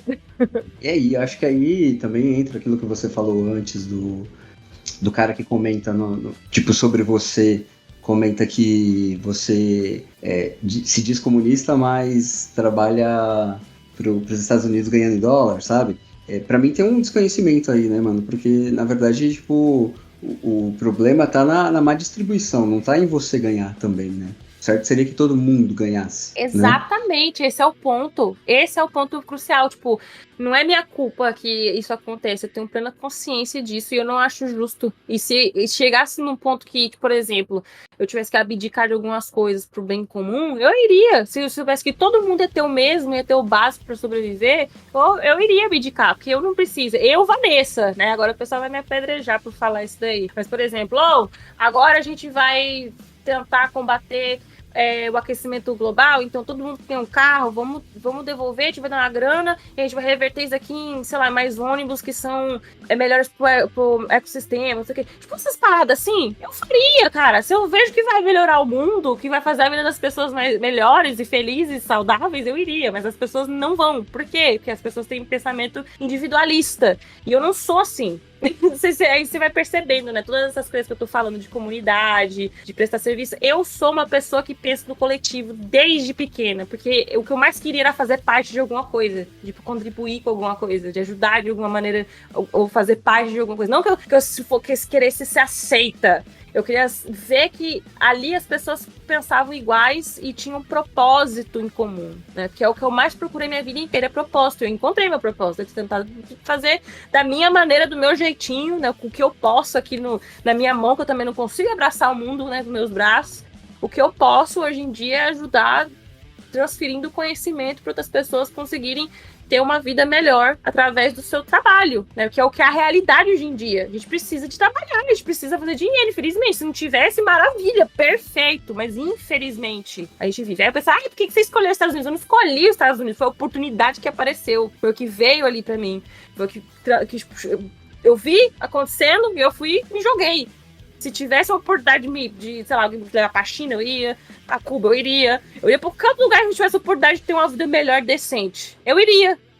Aqui nos Estados Unidos não fala que é decente, mas comparado com o Brasil, por exemplo, o real. Quando o real e o dólar estiver de boa, eu vou voltar pro Brasil, porque eu não tenho mais motivo pra morar aqui. Eu tô aqui por necessidade. É simplesmente isso. Meu trabalho depende de mim de ficar alocada aqui. Eu ganho em dólar porque eu tenho essa grana que eu preciso fazer pra sustentar a mim, a minha família e não morrer de fome, não ficar na rua.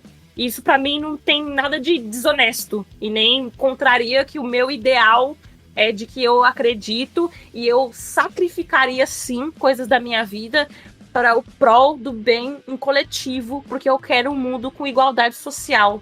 E se eu sou um monstro por pensar isso, eu não sei que mundo utópico que a gente vive, mas eu penso muito no próximo e é tudo que eu faço, tudo que eu estudo, aprendo, me educo, me posiciono, é isso, para poder transferir conhecimento para outras pessoas também. E também faço outras coisas também, que eu não fico divulgando.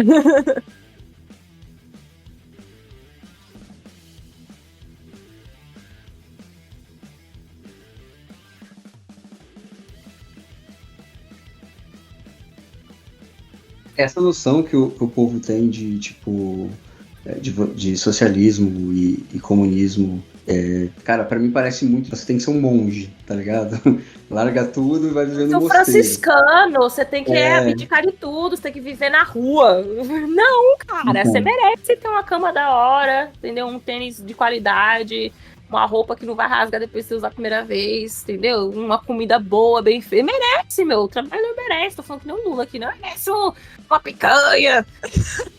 Pode crer. Da hora. Mas é muito, sabe? Eu acho que é ignorância. E a gente tá vivendo em uma época, eu não sei te dizer sobre o teu começo aí, como é que foi a mentalidade das pessoas nesse processo. Mas eu acho que essa época que a gente vive agora, cara, é uma época que todo mundo ganhou uma licença pra ser idiota, sabe? Eu posso ser burro sem ter vergonha disso, sabe? Eu posso expor a minha burrice e sentir orgulho dela ainda, né? Então a gente tá vendo esse tipo de comentário em tudo quanto é canto agora, sabe? Esse pessoal que simplifica coisas que são muito mais complexas e acha que entendeu o problema de verdade, né? Não, bizarro, eles pegam só uma frase que alguém já falou uns anos atrás, ou que tá todo mundo falando e repete. Tipo, eles nem sabem, nem entendem o que é. E eu nem tento discutir com essas pessoas, não, porque eu não tenho o que discutir. Você vai falar com a parede, cara, eu já praticamente tô fazendo isso aqui com você. Eu tô falando com a parede, mas pelo menos você é uma pessoa que tem conteúdo na cabeça, você sabe o que você tá falando. E se não souber, você vai atrás de saber. Então, tem gente que não vai nem atrás disso daí. Tanto que é o que eu tô fazendo agora. eu estou me educando mais ainda politicamente, né? Eu citei para você antes da gente começar com o podcast, né? Eu tava fazendo acompanhamento psicológico com uma psicóloga que era marxista. Então, ela me ajudava na minha parte individual, como pessoa, e a minha parte em coletivo, que é quem sou eu numa sociedade, e o que eu posso fazer para, né, viver com qualidade, ajudando as pessoas do meu modo que eu acho que é felicidade para mim, né? Então, ela me guiou em bastante coisas aqui. Então, eu estou em processo de educação e tudo mais, porque eu fui privada disso. Nas escolas eles não ensinam nada que eu aprendi hoje em dia. Então, eu acho que as pessoas deveriam fazer isso, não ter vergonha de assumir que não sabe sobre alguma coisa, por exemplo. Tipo, não precisa ficar repetindo, copiando uma piada tosca que não faz sentido nenhum e não tem nada a ver com o assunto. Tipo, pergunta, ou vai no Google, cara. O Google tá facinho aqui, tem o chat GPT hoje em dia. Pergunta pro chat GPT que 95% de chance que a resposta vai ser correta. Então, a gente tá no mundo do acesso à informação. Se a pessoa tinha acesso ao Twitter ou qualquer outra coisa pra falar asneira, ela tem acesso pra poder saber a realidade e entender alguma coisa e buscar a fonte confiável. Mas ela não vai, todo mundo quer dar certo, todo mundo quer ser inteligentão em alguma coisa. Então, mas eu acho que esse momento, e aí não é nem só Brasil, né? Porque a gente vê em outros países, assim, o mesmo tipo de ideologia. Aí eu acho que tem a ver com aquele lance que você falou de ciclo, sabe? De coisas que voltam com o tempo. Eu acho que, tipo, talvez seja o natural da vida, você passar por fases que a pessoa tem um tipo de consciência das coisas e essa fase vão esquecendo com o tempo. Tem um momento que, sei lá, tipo, tem uma consciência mais social, que seria um momento em que a esquerda, tipo, tá mais influente, né, porque é o papel da esquerda pensar mais no social do que o da direita, né, mas eu acho que com mudanças de geração e tal, a tendência é, tipo, conforme talvez a vida melhore para algumas pessoas, ela esquecendo de todo o rolê do passado e inclinando para outro lado. E aí, tipo assim, tem um momento que a direita vai estar aparecendo aqui toda felizona de novo. Mas aí esse ciclo vai, tipo, sempre mudando, entendeu? Eu acho que é um processo que acontece, né? Eu acho que é, sim, um processo natural, que nem aqui nos Estados Unidos também. Parece que, tipo, assim, tudo bem que aqui eles têm a falsa sensação de escolha, né? Porque, na verdade, sempre é um republicano e um democrata. Mas é sempre assim, um ano é um republicano, outro é democrata. Eles falam, mas aí é pelo bem da democracia, tem que ter esse equilíbrio, das pessoas têm que ter a chance de votar e experimentar e viver. Tá bom. Não tenho o que discordar, né? Fazer o quê? Eu vivo na democracia, eu apoio a democracia. Mas eu não sei, acho que é normal mesmo. Toda geração sempre vai ser assim. Tipo, tem a fase rebelde, né? Que todo mundo quebrando pau, todo mundo fazendo cansada desgraça. E aí desfaz tudo e vem um governo novo. Não sei, porque eu não sou cientista política, daí desse assunto eu não consigo nem dissertar o porquê que isso acontece, qual que é o fenômeno por trás. Gostaria de saber, inclusive. Eu também tô no chutômetro aqui, na verdade. Tipo, a impressão que eu tenho é que, assim, agora, por exemplo, é um momento que aquilo que eu tinha dito antes você tem uma licença para dar uma opinião burra e se sentir orgulhoso dela ainda, sabe? Tipo, porque isso foi alimentado desde 2018 para cá, foi alimentado, tipo, não, cara, ciência não tem valor nenhum, né? Corta a bolsa de pesquisa. Não, eu não sou médico, mas eu sou ousado, como diria o famoso inelegível. Sabe, assim, o cara tava numa posição de formar opiniões e ele só formou opinião burra. Então ele deu um aval pra todo mundo sair orgulhoso de ser idiota, tá ligado? E eu acho que isso aí tem em outros países também, porque você vê um movimento em alguns países, né, desse emburrecimento em prol sei lá, em prol de manter o status quo, né, sabe? Tipo, de manter as coisas como estão, né? E, então, cara, eu creio que vai acabar agora de novo, né, sei lá. Tomara que dê uma diminuída, né? Lembra que você falou no começo do podcast sobre o psicanalista lá que você falou com ele, sobre que as pessoas, tipo, se não pensarem e tomarem decisões por causa dos outros? É isso. Por exemplo, eu acho que as pessoas têm uma opinião enviesada para tudo, né? Então, a pessoa que não tem o espírito ou a cabeça no coletivo, ela vai tender a pensar no individualismo. Então ela só vai pensar no que faz bem para ela e não o que faz bem para o próximo. Então, quando você vê os ideais direitistas, todo esse pessoal que é extremo, é estritamente pensando no individualismo. Só isso.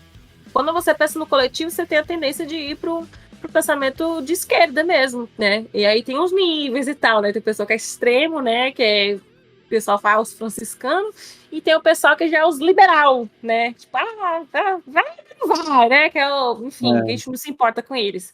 E é isso, não tem outra explicação. Eu acho que poderia ser muito bem dividido nisso daí mesmo. E mesmo aqueles que ainda pensam, mas ele pensa na família, que não sei o quê. Será que pensa mesmo? A gente já tirou essa ideia já, que o pessoal não tem esses ideais conservadores e da família e tudo mais, é tudo quebrado já por eles mesmos. Que, tipo, ninguém realmente segue família porra nenhuma. O presidente, ex-presidente, inelegível, é um exemplo disso. Que família que tá da desgraça ali, meu Deus do céu. Com a família daquela, eu prefiro não ter nenhuma. Eu prefiro nascer, sabe, ser uma órfã. Mas eu acho que isso aí, na verdade, é uma fachada pra vender bem o produto, sabe? Mas que vende bem. E aí o pessoal tem o poder de esconder essas coisas ali que a gente acha que todo mundo tem acesso a tudo, mas não é todo mundo que vai atrás de pesquisar, né? Não é todo mundo que tem esse questionamento. Tipo, por exemplo, eu entendo as pessoas que são de direita, por exemplo. Por que elas têm o pensamento de direita? E também entendo por que as pessoas têm o pensamento de esquerda. Porque eu consigo me colocar nos dois lugares. Uhum. A direita é incapaz de fazer isso daí. Elas não conseguem se colocar no lugar próximo. Nem por um segundo. Eles não querem, não se importam e foda-se. É isso, é o emblema deles. Os outros que se fodam, que se lasquem. Então, pra mim é uma teoria fácil, porque a pessoa não precisa se preocupar muito e ir atrás de saber qual que é a resposta mesmo daquilo ali, ou a verdade atrás daquilo ali. Como ela é uma pessoa preguiçosa, que só se importa em dar uma fake news, é um bagulho que se encaixa com os ideais dela. Beleza, é isso aí mesmo, nem vou atrás disso que é verdade. E é isso que acontece, são poucos que você vê que realmente, tipo, se preocupam em checar essas informações, assim. Porque ainda tem um pessoal que é conservador, assim, mas não é um pessoal burro, sabe? Que discorda de muita coisa que tá acontecendo aí, inclusive.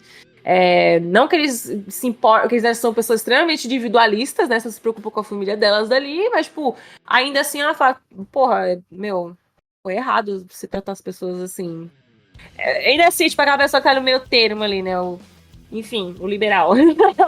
Aí, eu acho que é simples, é pessoas que têm preguiça de pensar mesmo.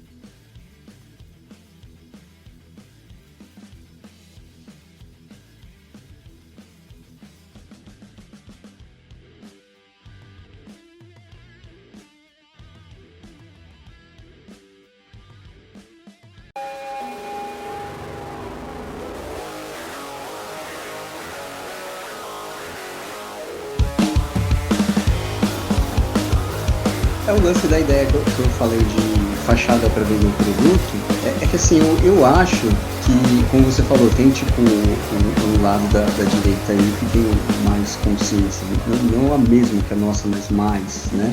Na verdade, tipo, esse pacote redondinho aí de cidadão de bem, pela família, né, todo bonitinho, ele é para enganar quem não tem conhecimento, sabe? Claro que sempre tem extremista, sempre tem gente com pensamento radical, né? Gente que a cabeça não mudou com o tempo ainda, tem um pensamento de 1900 e Guaraná com rolha e tal, né? Mas eu acho que, tipo, esse pacote que eles fazem, né? Eles vendem para alguma pessoa que é só ignorante, sabe? De repente a pessoa só não tem noção de nada, mas ela olha e fala, não, a esquerda tem umas mulheres protestando com o peito de fora na rua. A direita tá na igreja lá, cantando louvor. Pra que lado que eu vou? Sendo ignorante, tá ligado? Não conhecendo a real. Então, pra mim, é um lacinho no presente pra deixar mais bonito e tentar, sabe, enganar geral. Com certeza, é tudo parte da propaganda. Isso aí é toda uma propaganda que faz parte do conservadorismo que, né, obviamente vem do pessoal da igreja, os evangélicos, no nosso caso. Então, é eles que ditam, né? O cara vai falar, olha, eu sou da família, entendeu? Eu sou cristão, eu sou isso, evangélico, sei lá. Ele já falou que tinha tanta religião que eu nem sei qual que é. E o pessoal compra, né? Se a pessoa tem fé, então é do nosso lado, né? Como se a esquerda também, sei lá, tem gente que tem fé também, né? Como se isso a gente fosse do diabo, tudo é errado. é um poder muito forte, que a fé move as pessoas de um jeito assim que é inexplicável. Uma simplificação, Quer né? dizer, é explicável. Doutrinação, exatamente. A minha família não teve muito isso de doutrinação. Minha mãe me deixou ser uma pessoa bem flexível em questão da minha fé. Apesar de que ela fica chateada quando eu falo que eu sou ateia. A minha também, ela... Na verdade, o meu processo foi um pouco diferente, porque eu fui o primeiro da minha casa a ir pra uma igreja evangélica, sabe? E aí, tipo assim, depois que eu fui, que eu entrei naquele rolê lá, a minha mãe, tipo, curtiu também e começou. Aí hoje minha mãe tá ainda lá e eu, mano, desencanei total, porque eu entendo como uma estrutura, tá ligado? Eu entendo, hoje pra mim, a visão que eu tenho de igreja é uma visão de instituição, ela é uma instituição. Sabe, e uma instituição, ela não tem a condição nenhuma de seguir aquela mensagem de desapego de Jesus lá nos evangelhos, tá ligado? Concordo com você, que você falou, tudo estruturado, porque é uma instituição. Por isso tem esses níveis e tem hierarquia e todas essas paradas lá dentro. Eu desde sempre discordava disso aí tudo também. Porra, li a Bíblia inteira, cara, também. Eu gostei de ler, então eu li tudo aquilo ali. Fiquei assim, cara, vocês estão fazendo tudo o contrário se for pra seguir, tipo, a Bíblia, assim, 100%. Vanessa, respeito muito a crença das pessoas, eu só não gosto dessas instituições, né? Porque, tipo, tiram proveito da pessoa que frequenta e ensinam a desrespeitar o próximo, né? Porque, como eu falei, as pessoas estão seguindo o negócio errado. Eu não concordo com muita coisa que eu li na Bíblia, principalmente pelas partes homofóbicas que tem aquilo ali, né? Que é o que enfatiza o ódio das pessoas que frequentam determinadas instituições contra os homossexuais e tal. Então, tem muita mensagem ali que, porra, é da hora, né? Toca assim, faz você pensar, né? E eu acho que era a intenção, né, de quem escreveu isso daí, era fazer as pessoas pensarem, porque tem muita coisa ali que é subliminar, é para o entendimento da pessoa. E se a intenção era de escrever um negócio que validasse apenas aquela época, ou que aquilo ali serviria pro resto da vida, porque não fica muito certo aquilo dali, porque olha onde a gente tá. A gente ficar baseando tudo num livro que foi escrito um zilhão de anos atrás, a gente nunca ia evoluir em nada como humanidade. Jamais. Porra, eu fico lembrando do negócio lá que tinha falando sobre o homem fazer a barba, sobre a mulher cortar cabelo, sei lá, coisa que eu fico assim, meu Deus, já era pra todo mundo estar no inferno, queimando nas labaredas do satanás, essas horas. Porque tanta coisa que a gente faz hoje em dia, até eles mesmo. Quando eu me libertei dessa busca pela fé que eu tive durante anos, assim, que foi até curta até, porque eu realmente, assim, quando eu realmente assumi e vi, realmente eu senti que eu não acredito em porcaria nenhuma e eu tava só me enganando esse tempo inteiro, foi quando a minha avó faleceu. Que eu me senti uma pessoa patética. Quando eu olhei assim e vi, já era, minha avó foi embora, já foi, não existe, não tem nada, acabou, nada, tem um vazio, já era. Eu só enfatizei o que eu já sentia há muito tempo, que eu nunca tive fé em nada. Eu ia lá, eu prestava atenção em tudo, até eu fui na igreja evangélica, católica, Hare Krishna, fui tudo que você pensar, tudo que você imaginar, eu fui. Até Umbanda, tudo. Eu sou 100%. A única coisa que eu acho que valida o que eu acredito é a ciência. Não tem nada que explique todas as minhas perguntas, né, as minhas dúvidas e coisas existenciais. É tudo ciência, tudo ciência. Ciência explica tudo. Então, às vezes eu me sinto assim, eu me sinto liberdade de falar a respeito, assim, sobre essas coisas, sem sentir que eu estou ofendendo as pessoas, porque, tipo, a minha falta de crença meio que vai contra com o que elas acreditam, né? Porque se eu falar, não existe, tipo, se for uma pessoa que escreveu esse livro aí, porque tava tentando criar as regras bestas, tentando evangelizar as pessoas, e aí isso daí foi longe demais, esse livro foi longe demais. Fica, tipo, tu está falando que, meu Deus, não existe? Eu fico assim, mas você acredita em Hades? Você acredita em Zeus? Não. Então, por que o seu Deus é verdadeiro e o outro Deus grego não é? E os deuses africanos não é? E sabe o que é, Vânia? Eu pensei nisso já também, sabe? Tipo, é uma coisa que eu fico ruminando também de vez em quando, sabe? E pra mim, eu chamo isso de problema da verdade. Porque assim, a partir do momento em que a minha religião é a verdade, então, cara, a verdade só tem uma, as outras são mentira, então, entendeu? Então aí o cara cria toda uma estrutura em cima de, por exemplo, como que eu explico? A importância de não estar errado. E cara, o lance da espiritualidade, o lance da fé, ela é tipo uma das perguntas fundamentais de uma cosmovisão, entende? Então, cara, se você tá errado numa das coisas que é tipo fundamental pra tua vida, por exemplo, eu posso em algum momento concordar com você, por exemplo, assim, sabe? Tipo, uma pessoa que é religiosa trocando ideia com você, chega em um momento que ela concorda com você, mas ela fala, mano, eu tô errado numa questão que é fundamental na minha vida. Cara, quem admite isso de bom grado, assim, tá ligado? Até porque a razão existencial de muitas pessoas é Deus. Então, se elas descobrem que o Deus delas não existem, o que prende elas nessa vida, ou que prende elas de deixar de fazer certas coisas? Tipo, pensa uma pessoa que acorda, tipo, de uma vida assim que todo mundo fala, se você abrir seu olho, você vai morrer. Não abre seu olho, aí você fica com o olho fechado o resto da sua vida. Aí você abre o olho um dia e você descobre que era tudo uma mentira. Pensa, tipo, você desperdiçou anos da sua vida que você podia ver coisas, fazer coisas e ser independente. Dependeu das pessoas o resto da sua vida. Tipo, é um relacionamento abusivo. Então, imagina uma pessoa acordar e ver e realizar que ela tinha tudo que ela podia sem necessidade de ninguém e que ela poderia ter aproveitado a vida dela da maneira que ela sempre quis, só que por conta dessa venda invisível, ela não foi atrás de fazer essas coisas. Então, pensa, é difícil, é conflito existencial. Eu entrei nesse conflito também. Todo mundo acho que deveria passar por um conflito existencial pra acordar pra realidade. Sim. Isso aí que você falou basicamente é um resumão daquela analogia da caverna do Platão, cara. O cara que sai pra fora e fala, mano, tudo que vocês estão olhando ali é só sombra. Esse cara, mano, os outros matam ele lá dentro, tá ligado? Fala, não, você é louco, tá ligado? Tipo, só que aí, digamos que é o seu papel, quando dependendo do jeito que você fala com uma pessoa, mano, nem existe Deus. Você é esse cara que foi lá fora, olhou assim e voltou pra falar. Os caras vão estar puto com você, porque eles estão a vida inteira olhando pra sombra na parede lá. Não tem como não parecer ofensivo isso daí, tá ligado? Sim, ou é a mesma coisa, tipo, com amigos meus que acreditam em pseudociência, tipo, tem muitos amigos meus que investem grana pra caramba num bagulho que só funciona mesmo, e eles sabem, eles falam que só funciona porque você tem que acreditar, você tem que ter fé.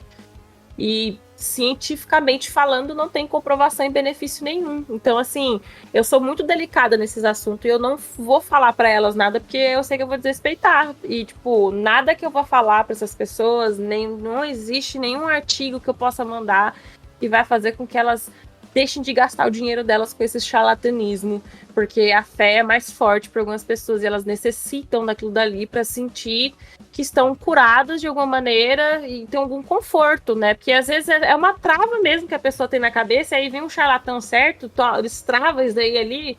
Então, assim, não tenho como culpá-las, né? E também não julgo, jamais. Eu até busco entender o que elas sentem com isso. Já fui, tipo, por exemplo, em rituais e coisas assim, só pra ver, pra elas verem que eu não sou ignorante. Mas, assim, óbvio que, né, eu tô ali por suporte emocional mesmo. Eu sei que não vai dar nada, porque não funciona. É tudo coisa da nossa cabeça. Nossa cabeça é o nosso Deus. E é isso que elas não entendem. Essa voz que falam com elas é tudo fora da cabeça mesmo. É isso que as pessoas não entendem. Aí eu só falo isso pra outra pessoa, as pessoas falam, isso. E não é, não, cara. Tem gente que realmente precisa e deveria ter Deus mesmo na vida, porque ajuda mesmo. Eles escutem Deus, falem com Deus, né? O meu Deus na minha cabeça é minha consciência, ela me ajuda pra caralho. Pra eu não fazer certas merdas, ter minha consciência. Mas um livro muito bom, inclusive, que eu recomendo, é bem de criancinha mesmo, assim, chama Outgrowing God. Eu não sei como que se traduz pra português, deixa eu ver aqui rapidinho.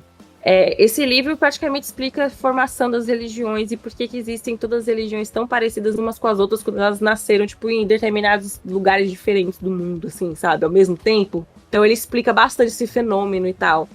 Superando Deus. Superando Deus, um guia para iniciantes. É um livro bem simplinho, leitura tranquilinha, você termina, tipo, mano, num dia.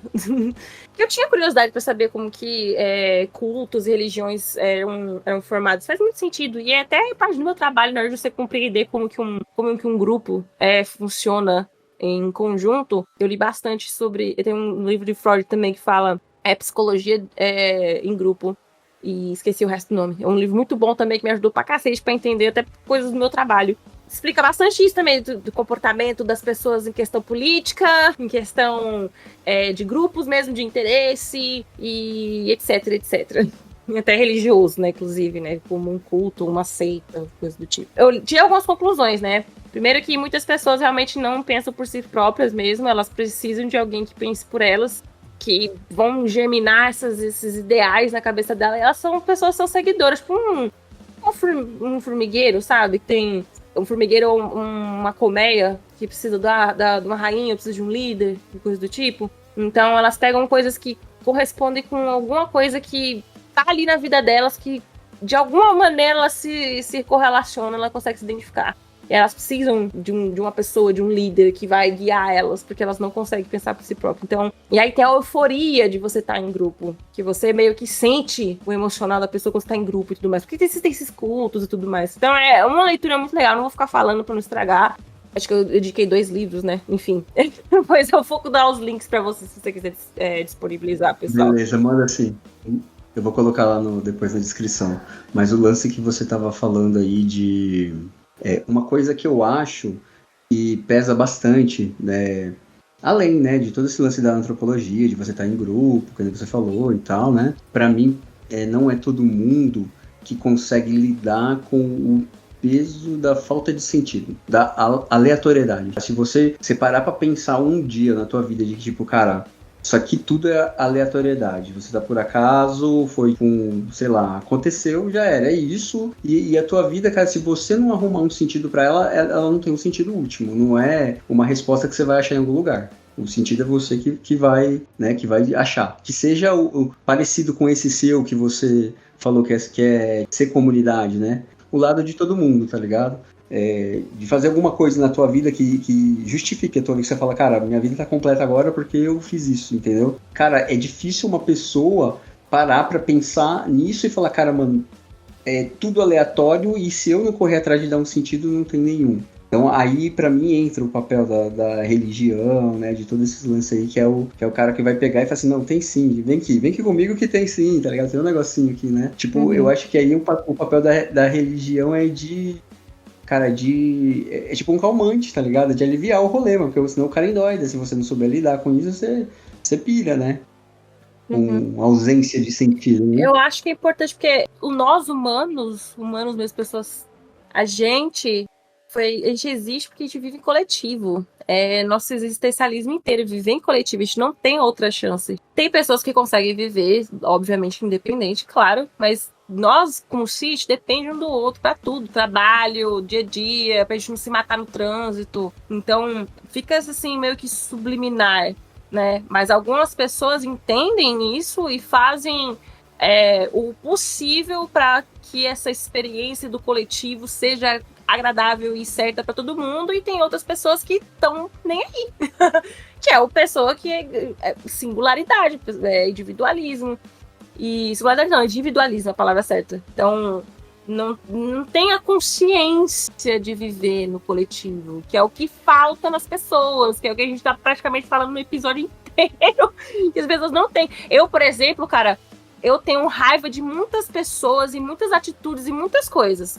Só que eu faço o meu máximo para não reproduzir nada que vá atingir alguém. No meu dia a dia, tipo, eu sou uma pessoa que eu respeito muito, abro a porta, paro no trânsito, às vezes não tá nem tá aberto pra mim o sinal, eu paro, eu ofereço ajuda, eu faço o que eu posso, eu estudo pra saber quem que eu vou votar, então eu faço tudo que eu posso, qualquer oportunidade de eu pensar e ajudar de alguma maneira, desde que seja, sei lá, $1 que eu tenho no meu bolso, eu vou dar.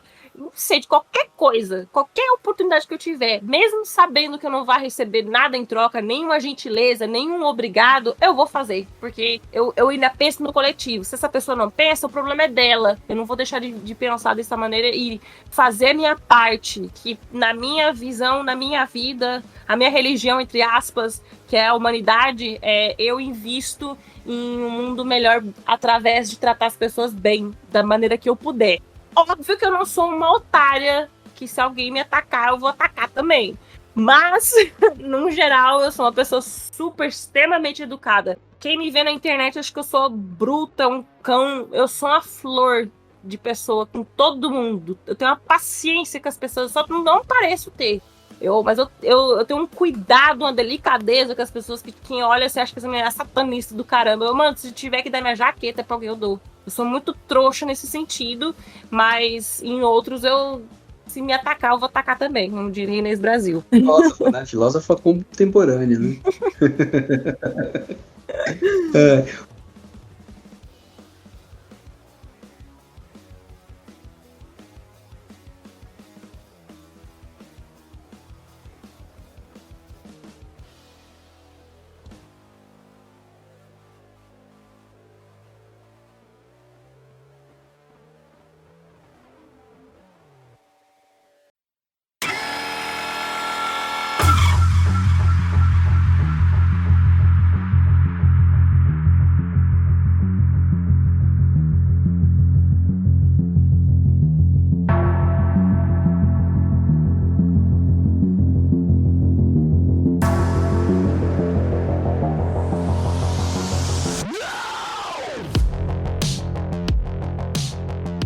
Mas eu queria só, tipo, pra finalizar, cara, eu queria que você falasse alguma coisa sobre esse lance que você falou que você achou, tipo, mais um sentido da vida em viajar. Eu vi você indo pra Grécia, mano, pra Espanha, dando um rolê que eu falei, caralho, que da hora. Cara, eu fiquei assim, mano, não tem possível pra essa menina, né? Como pode, velho?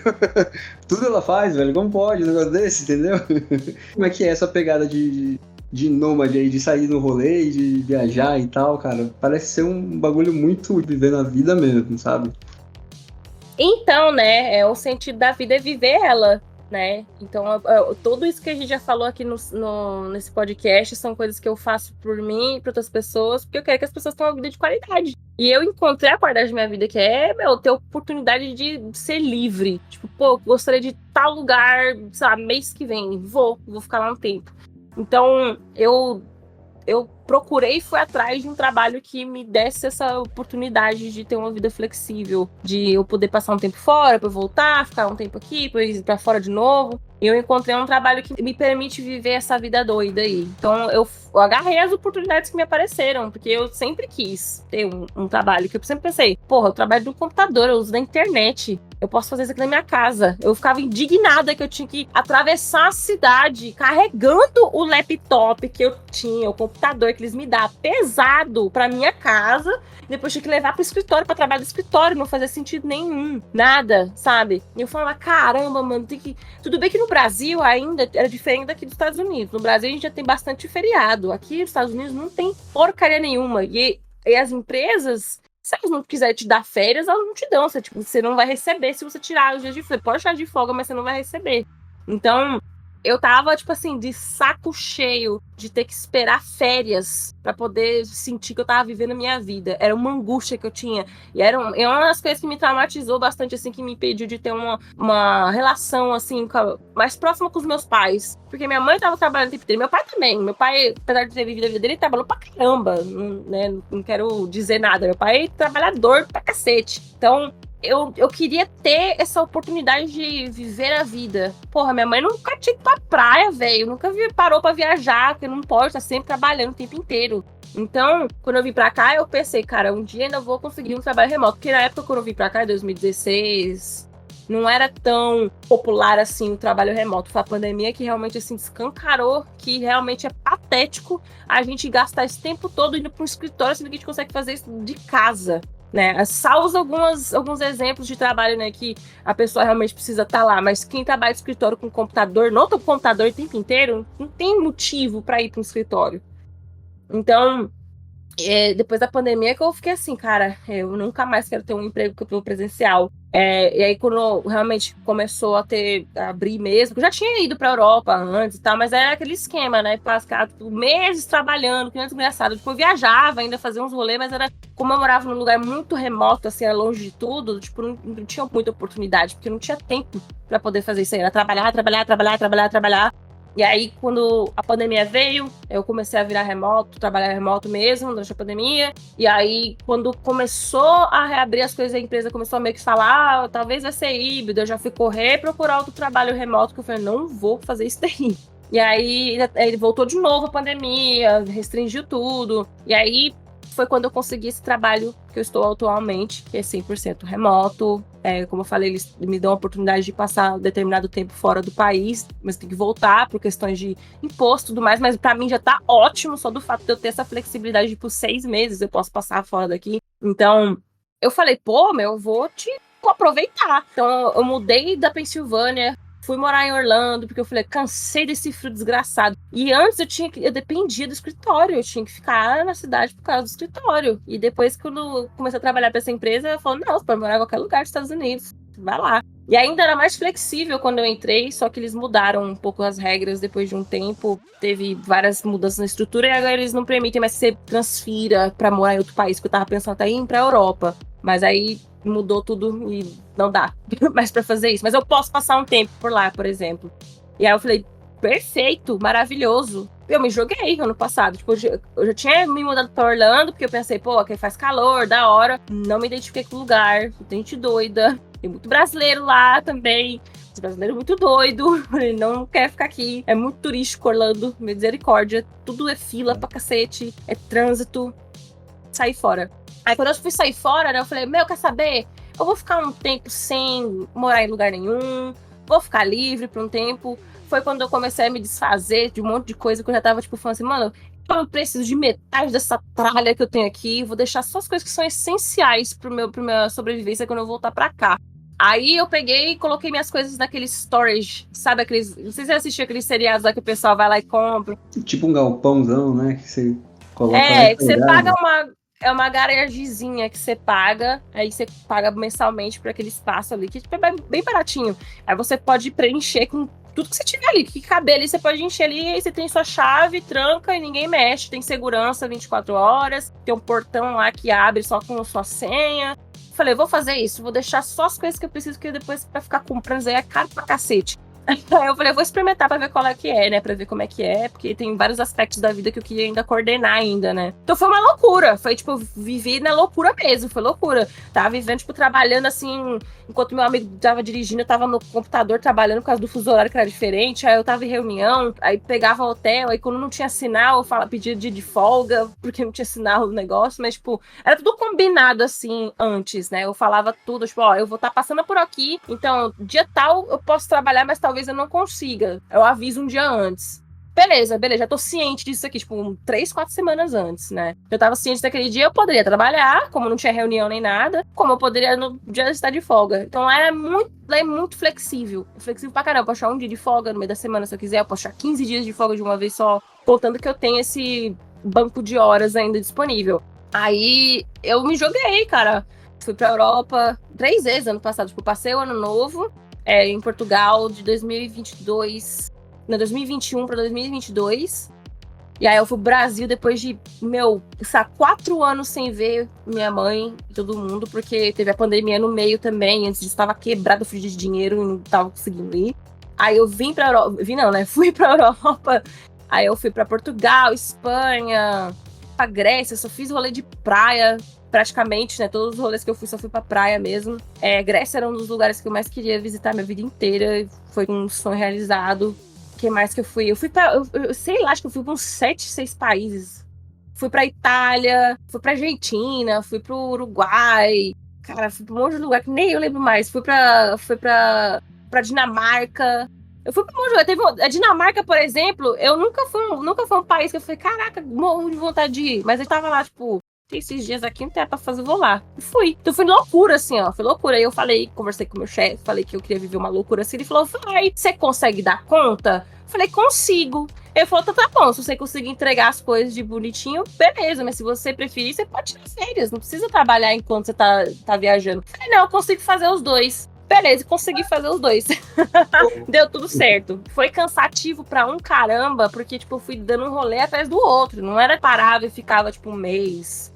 Coisa, tipo, semanas, assim, uns dias aqui, outros acolá. Aí eu voltei pros Estados Unidos, depois eu voltei de novo pro Brasil, fiquei 3 meses no Brasil. Aí eu pensei, agora eu tô, tipo, me focando em outras coisas pra eu poder voltar na loucura, mas eu quero fazer uma loucura mais organizada, passar mais tempo nos lugares e tal. Tem algumas coisas que eu preciso coordenar da minha vida agora pra poder voltar. Então, tipo, ainda tô nômade porque tô temporariamente aqui na Filadélfia, porque eu não sei se eu vou querer morar o resto da minha vida aqui, acho que provavelmente não. Então, pra mim, nômade eu já fui a minha vida inteira. Quem mora de aluguel e não tem casa, já é nômade. Você tem que se mudar onde você consegue pagar. Então, às vezes, não dá mais pra pagar no lugar, tinha que sair fora e ir pra um lugar mais barato. Então, essa vida de mudança eu já tá acostumada desde sempre mudando pra onde conseguia dar conta de pagar. E aí, aqui nos Estados Unidos também, eu morei em vários lugares diferentes, um do outro, morei em umas 5 cidades já diferentes. E aí eu tive essa experiência também viajando e tal, trabalhando na estrada durante alguns meses. E eu falei, cara, da hora, se eu pudesse, eu comprava. Pudesse não, eu posso se eu quiser. Eu tô tentando tomar coragem e ver, tô estudando, vendo como que é de fazer alguma viagem só de carro por aqui, deixar minhas coisas de novo no storage. Pensei em adotar um cachorro pra ir comigo também nos rolês. Já pensei em tudo assim, ó. Pra poder viver essa vida louca. Eu pensei, cara, eu tenho que aproveitar a oportunidade, que você não sabe que às vezes, sei lá, entra numa comitiva aí de todos os empresários de banir essa porra do trabalho remoto, aí todo mundo volta pra porra dos escritórios de novo. Sou obrigada, porque eu não tenho escolha. Se ninguém me dá trabalho remoto, eu vou ter que depender do trabalho do escritório de novo. Então, qualquer oportunidade que eu tenho pra viajar, pra dar rolê, eu tô indo.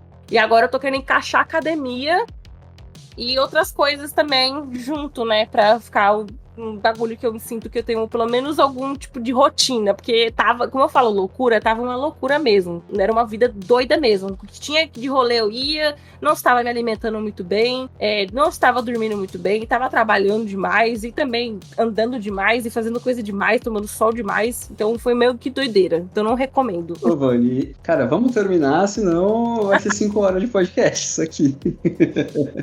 Cara, eu queria agradecer muito por você dispor esse tempo pra trocar ideia comigo. Cara, curti demais, mano. Pra mim, aquilo que eu falei no começo me intriga, mano. Essa sua, tipo, gana de fazer as coisas e sair fazendo mesmo, tá ligado? Talvez porque eu não faça nada. Pode ser por isso que me ainda intriga. acho que tem pessoas que fazem muito mais do que eu, mas como eu falei, eu tomo as oportunidades que eu tenho e eu acho que é o maior conselho que eu dou pras pessoas. Se tiver alguma oportunidade, agarra elas, assim, meu, como se fosse a última coisa da sua vida. Eu pretendo te convidar novamente pra futuramente trocar outra ideia aqui, porque o papo é bom, foi da hora.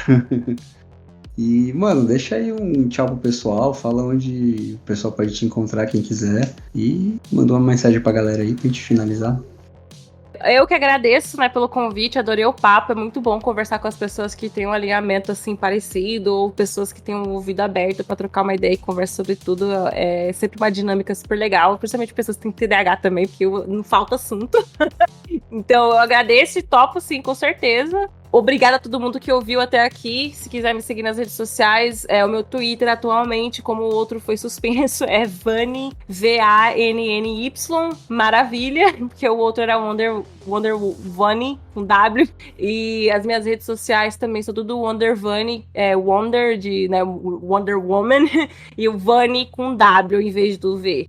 E é isso, quem quiser saber mais sobre trabalho na área de TI, tem o meu canal no YouTube, que é o Wonder Vanny também, eu tenho um podcast que é o Only Tech Fans, que eu também entrevisto pessoas que trabalham na área de tecnologia, falo bastante sobre carreira, mas não só sobre isso.